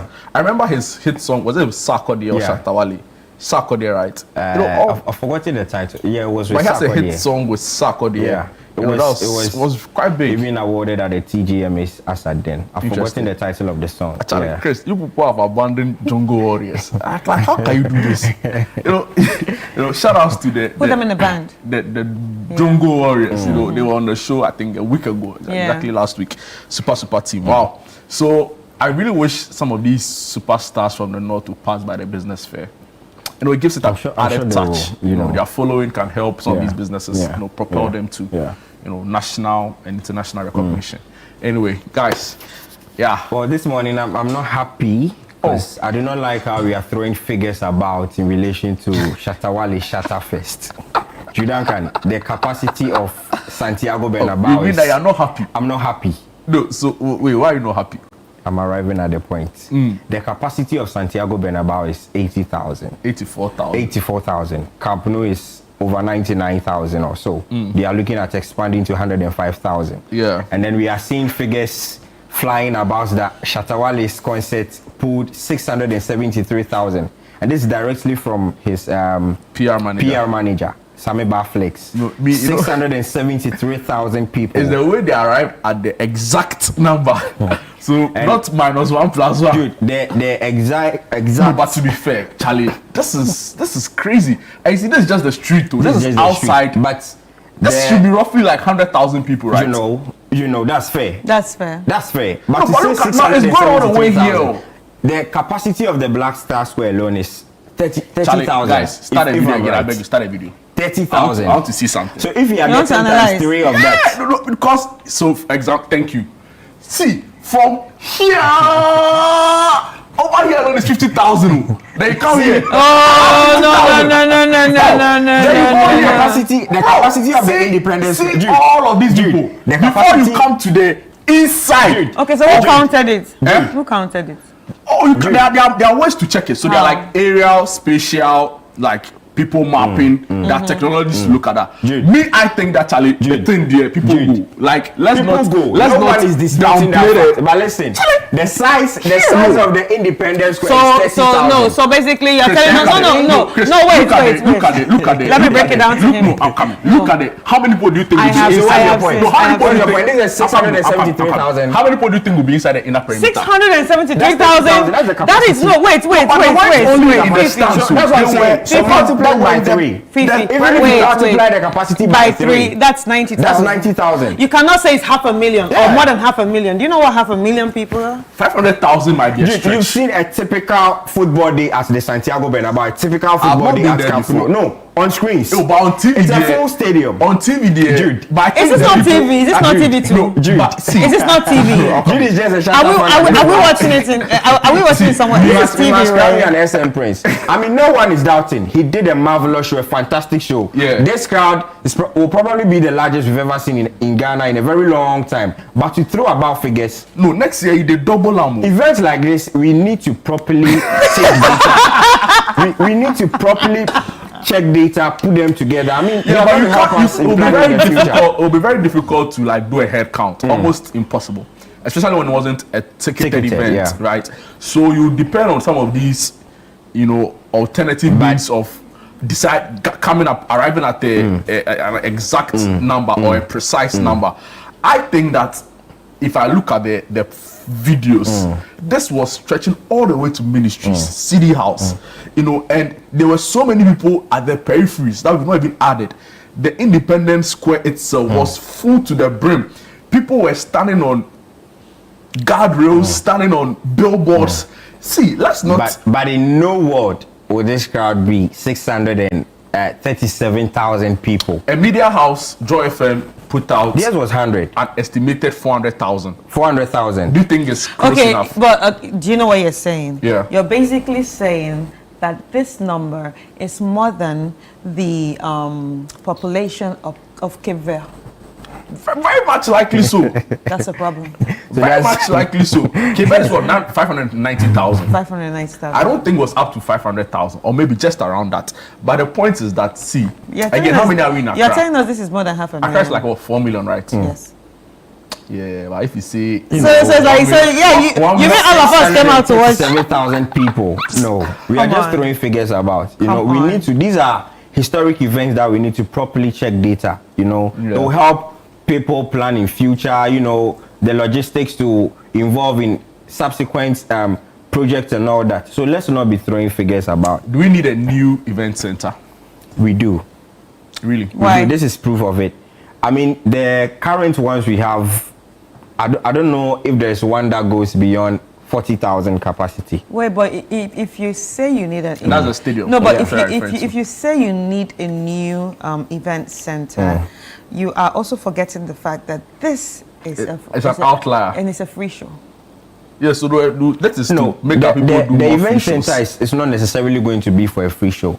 You know, because it can rain, it can be under the hot sun. People might not be comfortable. So if you want to do an indoor event, and if you are somebody like Shatta Wale, you know the number of people you can pull to your event, you are putting a restriction on the number of people that can patronize This thing you. was more than the 100,000 Okay, so it's 700,000. Let me to make you rest there. let me help you. 700,000. No, I think Let me just help you. 700. See, I really need a scientific way to arrive at this, right? But the estimates to some way. No, you see, okay, I think the only way we could have gotten the number right is probably, okay, this is where your suggestion comes of, you know, needing a new event center that will say, okay, this event center carries this capacity, or it was full to the brim. So yes, we had about this people here. Yeah. So yeah, maybe and the point is that it was like a week notice, right? Yeah. So Very imagine, short notice. imagine there was like a deliberate, month-long approach in pushing it. And this number is just... No, that is why it was a week. Shatta is big. Because anyway. If it was a month, it could have been chaos. Wow. We wish him well. Yeah, I mean... So you feel... okay. And he's how old right now? He's 40. Oh, happy birthday to Charles. Don't tell me this But they are saying that's a football Don't tell me this. Don't tell me this story. He's been 40 for 3 years, you know that. So, I'm looking at my age. I think Shatta Wale is 40. Guys. Anyway, so your opinion is that we need newer ways, more scientific ways at arriving at precise. I mean, it will be difficult to get the exact number, right? Yeah. But something close to. Interesting. I'm sure the organizers will take notice of it for subsequent. All right. What are other big stories? Wendy Shay has unveiled a new album. You know, she's been in the game for 7 years. She's one of the female musicians who's done it. 7 years? 7 years. That's relatively short. Yeah. What was her first hit single? What's it? Bemebia Peshe. Yeah. That song brought about a whole lot of controversies. You know the names mentioned in the song. Yeah, but I think right after that, she's one of the female artists who is really putting in the work. Oh, so as of the time Ebony was around, she wasn't there? No. Because Ebony passed in 2018. Yeah. I think. So she was introduced into the game by Bullet after Ebony passed away.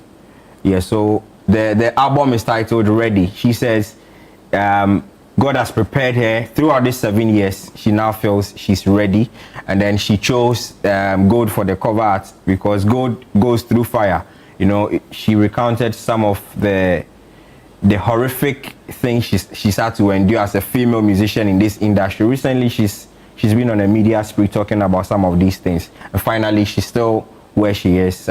She features Olive the Boy on there, so she had it at the Enigma Sky Lounge. What's her biggest music? Her biggest music. Okay, there's one with Shatta Wale, and then her very first song, Maybe a Pressure. To me, those are her biggest songs. Yeah. You listen to Wendy Shay? It's too late. Yeah, in 2025, that's the biggest song. It's too late. Yeah. Yeah, and then Afrofuture has also dropped the first wave of artists that will be performing at this year's Afrofuture. Already in December. Yeah, you know, it was formerly Afrochella, and then it changed too. I was having a conversation with Nima too before I came on there. You know, she's so hyped about Ashake headlining this year's event. Yeah, so it's on the 28th and 29th.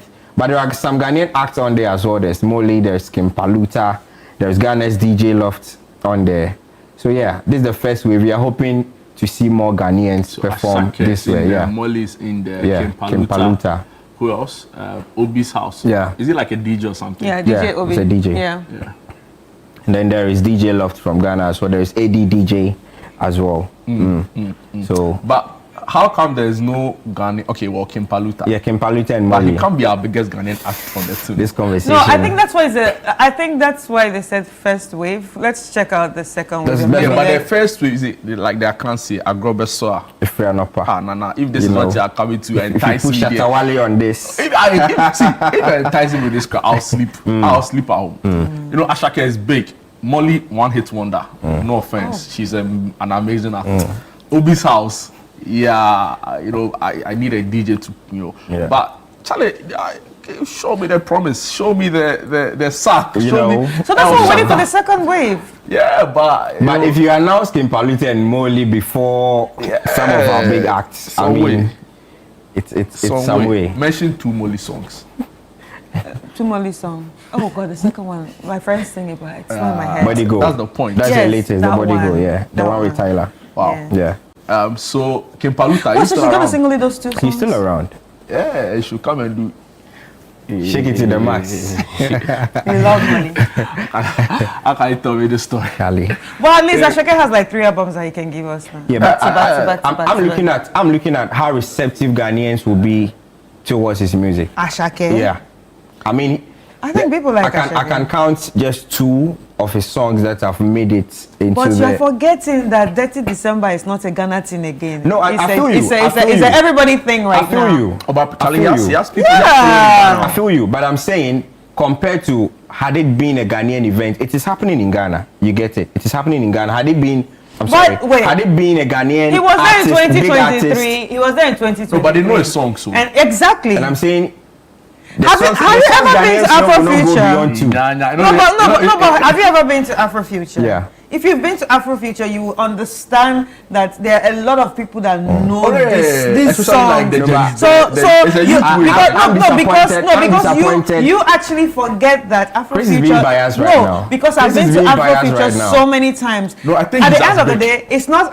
You forget what you forget is that they are not doing this just for the Ghanaian audience. But you understand? South Africans are coming. My friends came from Kenya. Compare them to the number of Ghanaians that will be there. It's My a friends Ghanaian came event. How many? It's a Ghanaian event, but how many of the Ghanaians are paying those tickets? Oh, come on. Are you saying we can't afford? No, that's not. It's the diasporans. No, but to be fair, but also to be fair, quite a number of Ghanaians. Of course, but patronize it. Of course, but it's the diasporans that are paying this thing. It's the diasporans that they are organizing this for. Let us be realistic. No, it's not for the diasporans alone.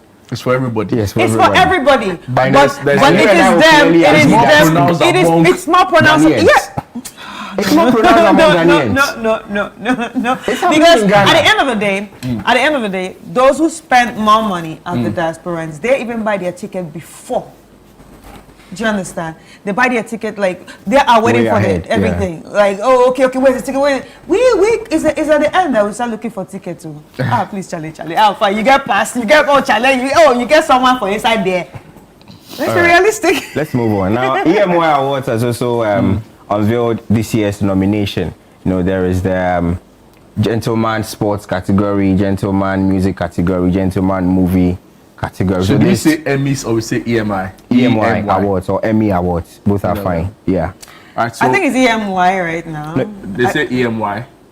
I've heard them say Emmy. Right. Both are correct. Emmy. I mean, it's not wrong to pronounce the alphabet EMY. Oh no! You know, I think now is the Emmy African Award because it was Emmy before, and then there was a bit of confusion because there's an American Emmy too. Yeah. Okay. The American Emmy that has. So people are like, okay, what's the right name? Is it the American Emmy? Is it the Ghanaian Emmy? Interesting. Yeah. So this now is Africa, right? Yeah, this Man of the Year Sports Award. This is Africa. So this is not Ghana. No, this is Africa. Yeah. Oh, now it's an African thing. But they have a Ghana one too, right? Yeah. He has changed everything to make it Africa. Oh, the voice out. Because you know there was a time he had to take it to Nigeria, but that's when he had to make this whole thing African. Man of the Year music. Yeah. I mean, nominations are out, so probably those who... So is the award scheme for Ghanaians? It's for Africa. No, it's not for Africa. It's not for Africa. It's not for Africa. Because the movie category, for instance, is good. So you have Nigerian actors in there, Buchi Franklin. Guys, let's pause here. There's, Andrew Adote is Andrew Adote is there representing Ghana. But I'm rooting for Franklin Buchi. I mean, he's been the hottest Nigerian male actor. The actor who came on Breakfast Daily like a couple of weeks ago. Which one? Nigerian. He was even on Ghana Weekend as well. Yeah.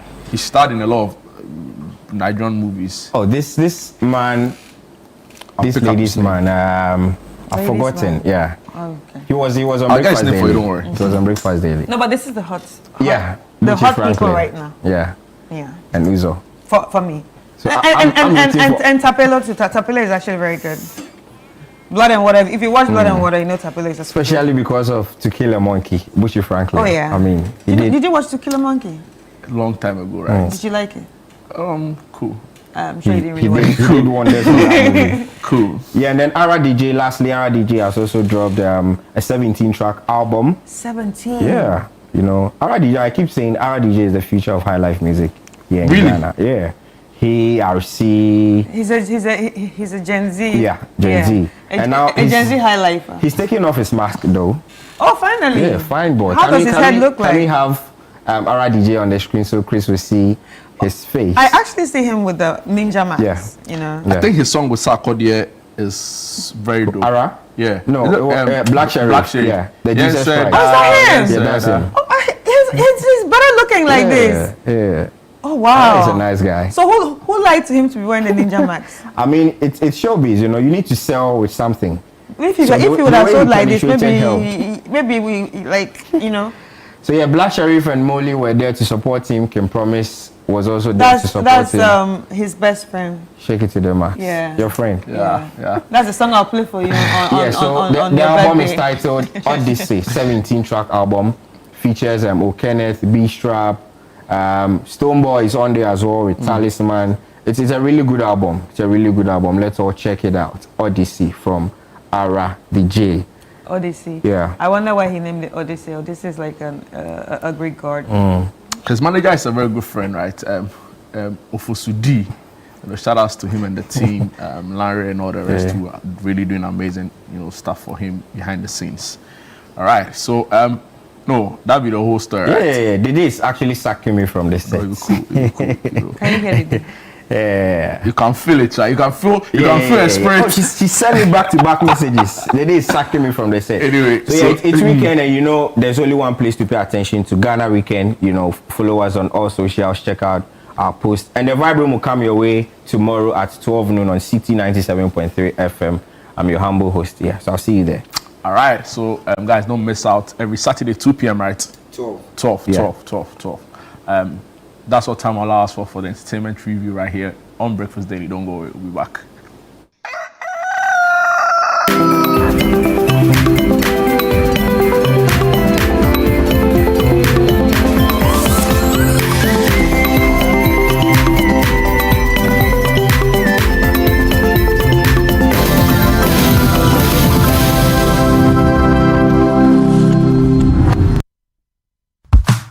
This November, something amazing is coming to Accra. Are you a farmer with fresh produce? Are you into fish farming, poultry or livestock? Then get ready for the November edition of the AgriFair 2025. Yes, AgriFair 2025. It's happening on Friday the 28th to Sunday the 30th of November. It's happening at the A4 Sutherland Children's Park, and it's 10 a.m. to 6 p.m. each day. It's the ultimate weekend marketplace. From fruits and vegetables to poultry, livestock and fish to agri-inputs and processing machinery.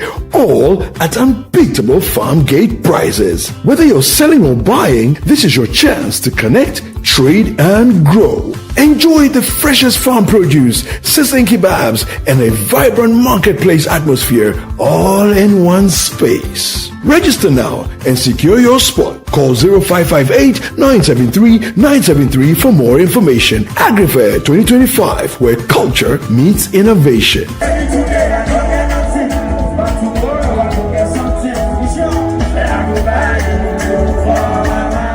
The AgriFair 2025 is powered by Channel 1 TV and 97.3 City FM.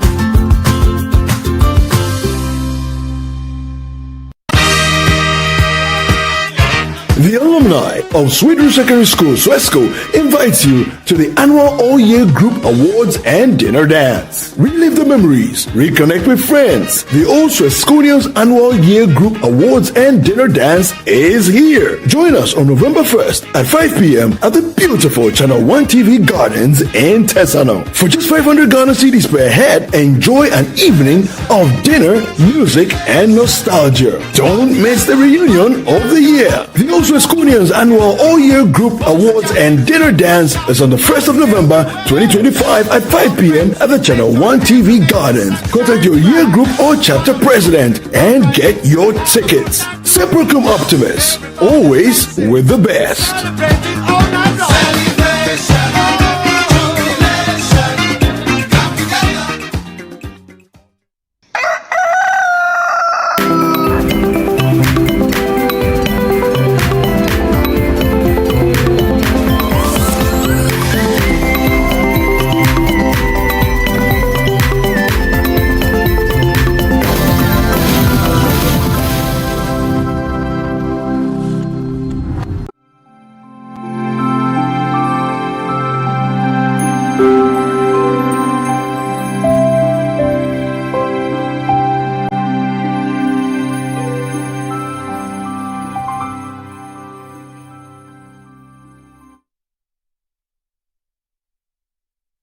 All right, welcome back. It's still Breakfast Daily right here on Channel 1 TV. And right now it's time for us to get into another conversation. We're still talking about the Northern Business Fair, and Kweku came and gave us a tidbit of what we should expect and what the feeling is going to be like. And of course, the vendors are popped up, and I'm sure everyone watching at the North right now is actually pumped up. But we are about to speak to one of our sponsors, and let's hear what they think and why they are also part of this, or why they jumped in this ship with us to sail all the way to the North. Ladies and gentlemen, we have Sylvia Mensah, who's a customer service manager at Side Hustle. Hi, Sylvia. Hi. How are you? I'm good. How are you? You guys are always prepared, eh? All right, so Sylvia, this time around we're going to the North, and it's all about the Northern Business Fair. What are your thoughts about it, and also why did you decide to be part of this whole thing? Okay, so first off, we are grateful that we are going to the North, and the reason we are part of this is you know, the North, there are a lot of businesses there. There are a lot of great things happening in the North as well. So we decided to partner with Channel 1 TV. Channel 1 TV, yes, to go to the North, so that we can also give opportunities to entrepreneurs out there, that Side Hustle is not just for those in the South, but they can also sign up and be part of the movement as well. All right, so talking about signing up, what is Side Hustle all about? And I'm sure there are people in the North watching you right now. Yeah. And obviously they are all getting prepared to go to the Tamale Sports Stadium tomorrow and on Sunday. So they will see you, they will see people like you, people in purple, you know, with Side Hustle on their shirt. So what is Side Hustle all about? Okay. So basically, Side Hustle is a pathway to self-employment. So we believe as an individual, you need to have something you do for yourself, aside whatever that you do. And we are not just here for entrepreneurs. We are here to help students as well who have plans of being entrepreneurs. So all you have to do is you sign up on the Side Hustle. And on the Side Hustle, we have the Learn and the Earn.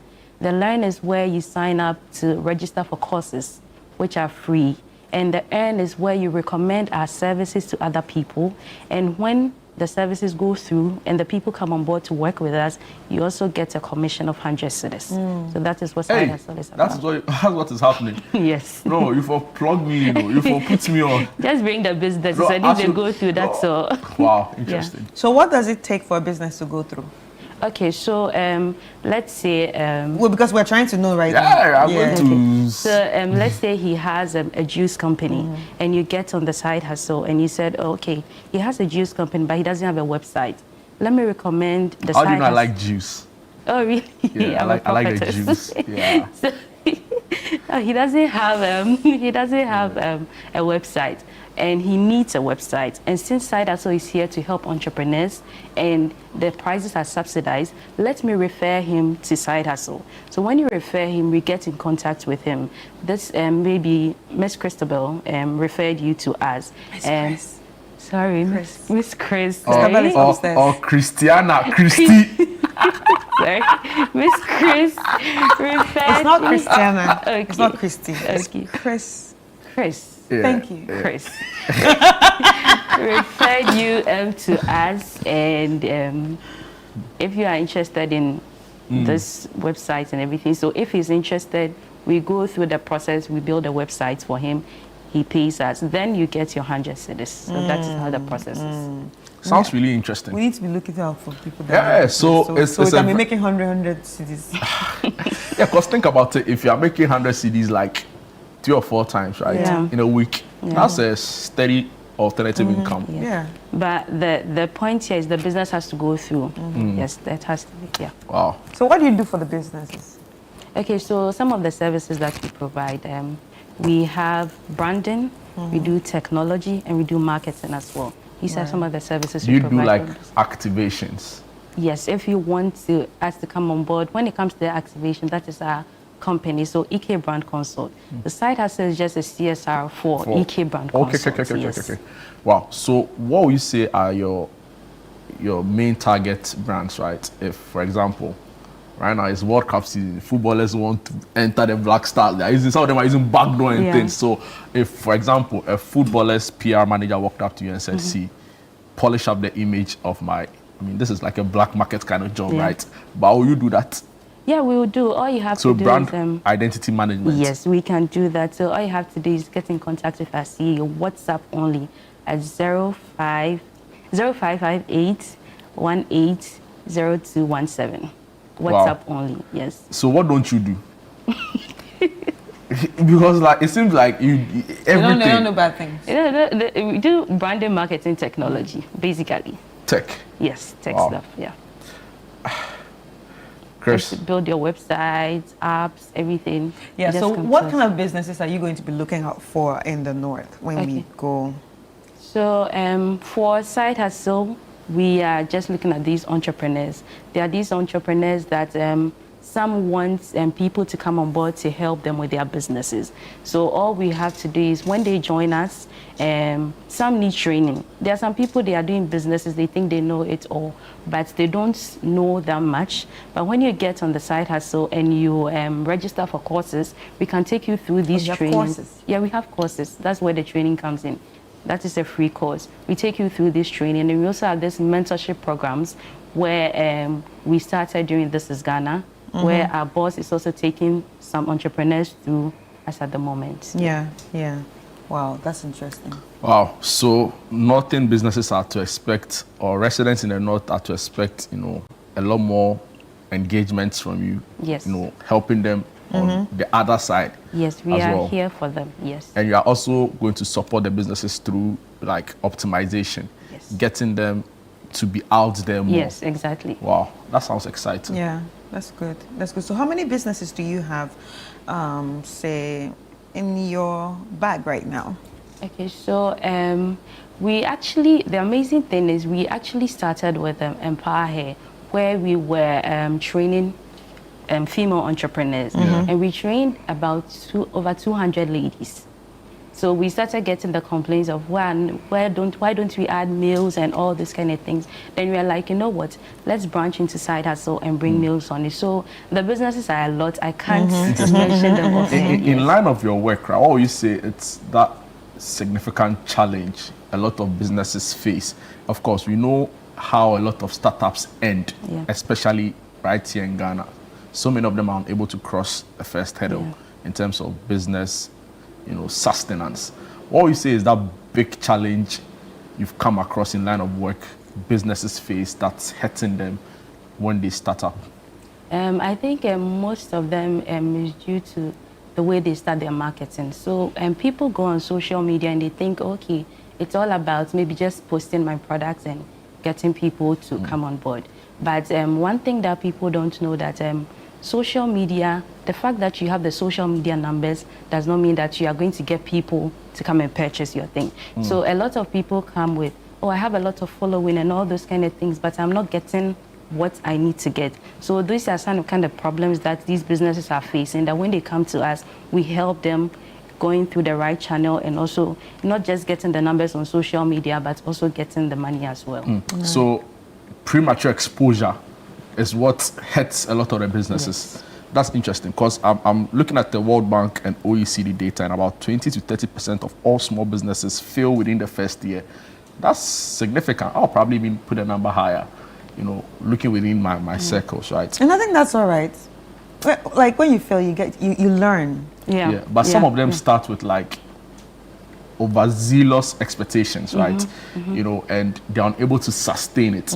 So the fact that you have according to you, the fact that you have the numbers doesn't necessarily mean it will work. Yes. You should have a plan. Yes. And at EK Consult, Brand Consult. EK Brand Consult, you help them formulate that brand. Yes. Does it come at a fee? or it's for free? With EK Brand Consult, it comes at a fee. But when you pass through Side Hustle, the fee is subsidized. Okay. As compared to going through EK Brand Consult. Interesting. So we entreat everyone to just go through Side Hustle. So Side Hustle is your official corporate social responsibility. Yes. You are giving back to society through helping people sustain their business. Exactly. And also an alternative source of income. Yes. That's actually very commendable. Yes. Wow. So well done to you and the team. Thank you so much. So any final words to people that are watching? Okay, so I would like to entreat people to sign up to Side Hustle, and it's www.sydehassle.com. When you sign up, you just join the movement. You can also contact our CEO, WhatsApp only.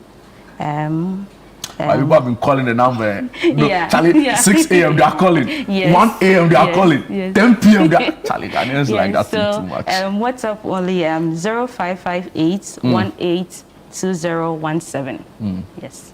Side Hustle. Congratulations. Thank you very much. We are very proud of what you do and in deliberately giving back to society. Thank you. Amazing. So Chris. Yeah, so that's it. The takeout is that you are going to start side hustling. Yes.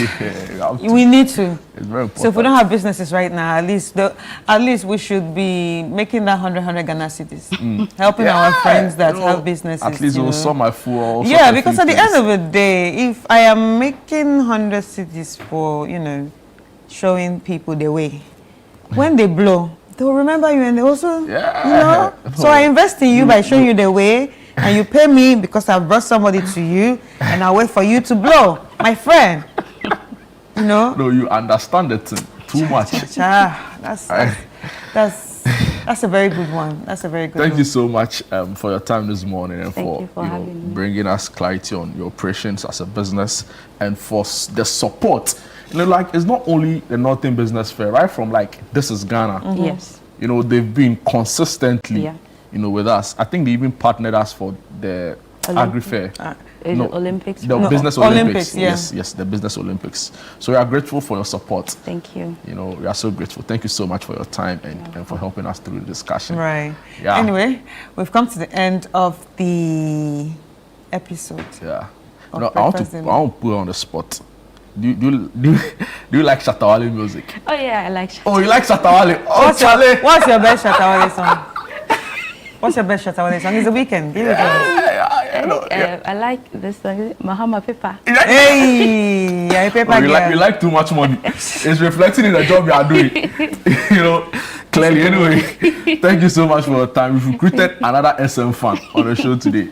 Because that's what time will allow us for. Yeah. It's been an exciting ride. Right. So we'd like to remind you that the show actually started off with Nana Tufo Boateng. Yeah. And of course, we took over to give you some sprinkle of some fun, some love, some happiness, and some energy into the weekend. Remember to also tune in to Breakfast Daily Weekend. Absolutely. Tomorrow morning, sharp 7 a.m. to 9 a.m. Yeah. Right here. All right. And keep watching Channel 1 TV. My name is Chris Carter. My name is Jude Duncan. Thank you for watching. Bye-bye.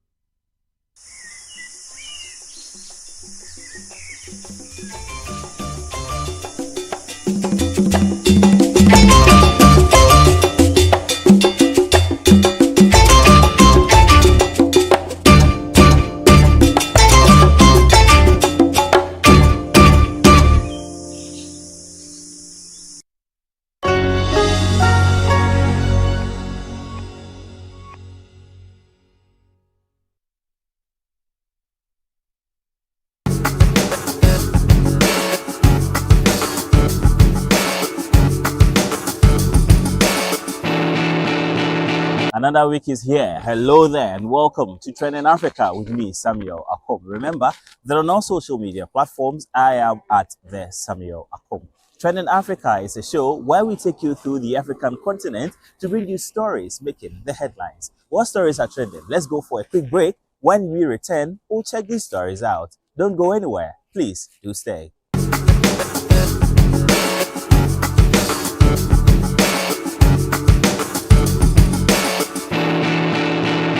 This October, Northern Ghana takes center stage. Get ready for the Northern Business Fair 2025, the ultimate one-stop shop for everything made in Ghana in the Savannah, Northern, Northeast, Upper East, and Upper West regions. From hand-woven smocks and intricate crafts to modern manufacturing, innovative packaging of made-in-Ghana products, and thriving homegrown businesses, it's a vibrant celebration of talent, innovation, and authenticity. Brought to you by Channel 1 TV and 97.3 CDFM, it's the biggest trade fair showcasing Ghanaian SMEs, startups, research bodies, and indigenous brands making waves across the nation. It's happening on Saturday the 25th and Sunday the 26th of October 2025 at the Tamale Sports Stadium. The time is 9 a.m. to 6 p.m. daily. Want to exhibit? Call 0205-973-973 today and book your space. Don't just hear about it, see it, experience it, and live it. The Northern Business Fair, your market, your connections, your growth. The Northern Business Fair 2025 is powered by Channel 1 TV and 97.3 City FM and is proudly sponsored by Ecobank, Side Hustle, the Ghana Enterprises Agency, the Ghana Export Promotion Authority, and supported by Caxstone Records.